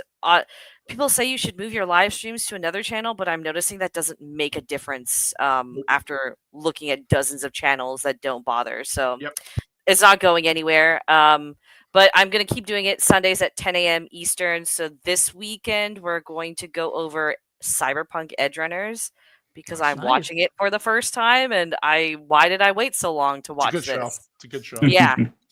So we're just gonna chat about that, and then I will have a Predator video out either Sunday or Monday, usual release time. Awesome. Nice. I'm looking forward to that. That's fun. Yeah, your show was great on Sunday. I was actually waking up early working on the West Coast, and I was like, oh, I forgot Vex is on. Yeah, that was great. I don't even give a shit about Gossip Girl, and I was like, you do a good job of breaking it down. So I just called everyone a slut for an hour. So that's why it was fun. That's why it was fun. And then, like you said, you did a good job. Yeah, exactly. You were very Vex. It was very good. No, it's good. It's a good time. I'm glad you're doing it. I'm very glad you're doing it. Yeah. As far as our channel, we will be back next week. We are doing a Korean horror film that one of Vex's favorite. Actually, really good movie. Actually, I really enjoyed this one. We watched this last year. I did not think I was gonna like it. Not that I thought it was bad. Vex usually doesn't recommend shit. I just didn't know if I was gonna like it because it's the type of movie it was, a foreign film. Really good. I saw The Devil. Really interesting. It has a little bit of everything in it, but it's a really good movie. I actually liked it a lot. I'm really looking forward to the rewatch this week. Yeah, so that's next week. It's going to be just the core 4. So just the 4 panelists on the stream, which is I'm looking forward to breaking that down. I know, Vex, you love that movie, so I'm looking forward to your breakdown of all the little. Remember how we did Old Boy last year, and I basically narrated every fucking second of that film? Yeah, that's what you're going to do this week. It's going to happen again. That's how much I love this. That's great. No, that's great. I think it's great because you have. Yes, because that's still be my. You're gonna be my subtitles. No, exactly. yes. I'm looking forward to that. Actually, I really am. The rewatch is gonna be fun, and it's streaming everywhere for free, basically. Tubi, all this shit. So you can Amazon, you can find it. I'm looking forward to that. Same time, 9 p.m. Eastern. I want to thank Josh, if you're still listening, you beautiful, sexy man, you. Thank you for the super chat. Yeah, thank you, dude. I am very honored, and even though you're gay, I still love you. Yes, Bloss. Quest for Fire. You want me to review Quest for Fire? Okay, we'll get on that. I've never even heard of this movie. Hold on. Ron Perlman as a caveman. Yes. Oh, so he's Ron Perlman where he looks like what he is. It looks like his caveman. Yeah, he's playing himself. He is playing himself. So everybody, again, thank you so much. The chat was great as always. We'll be back next week. We love you. We appreciate you. And good night to everyone. Bye. Bye.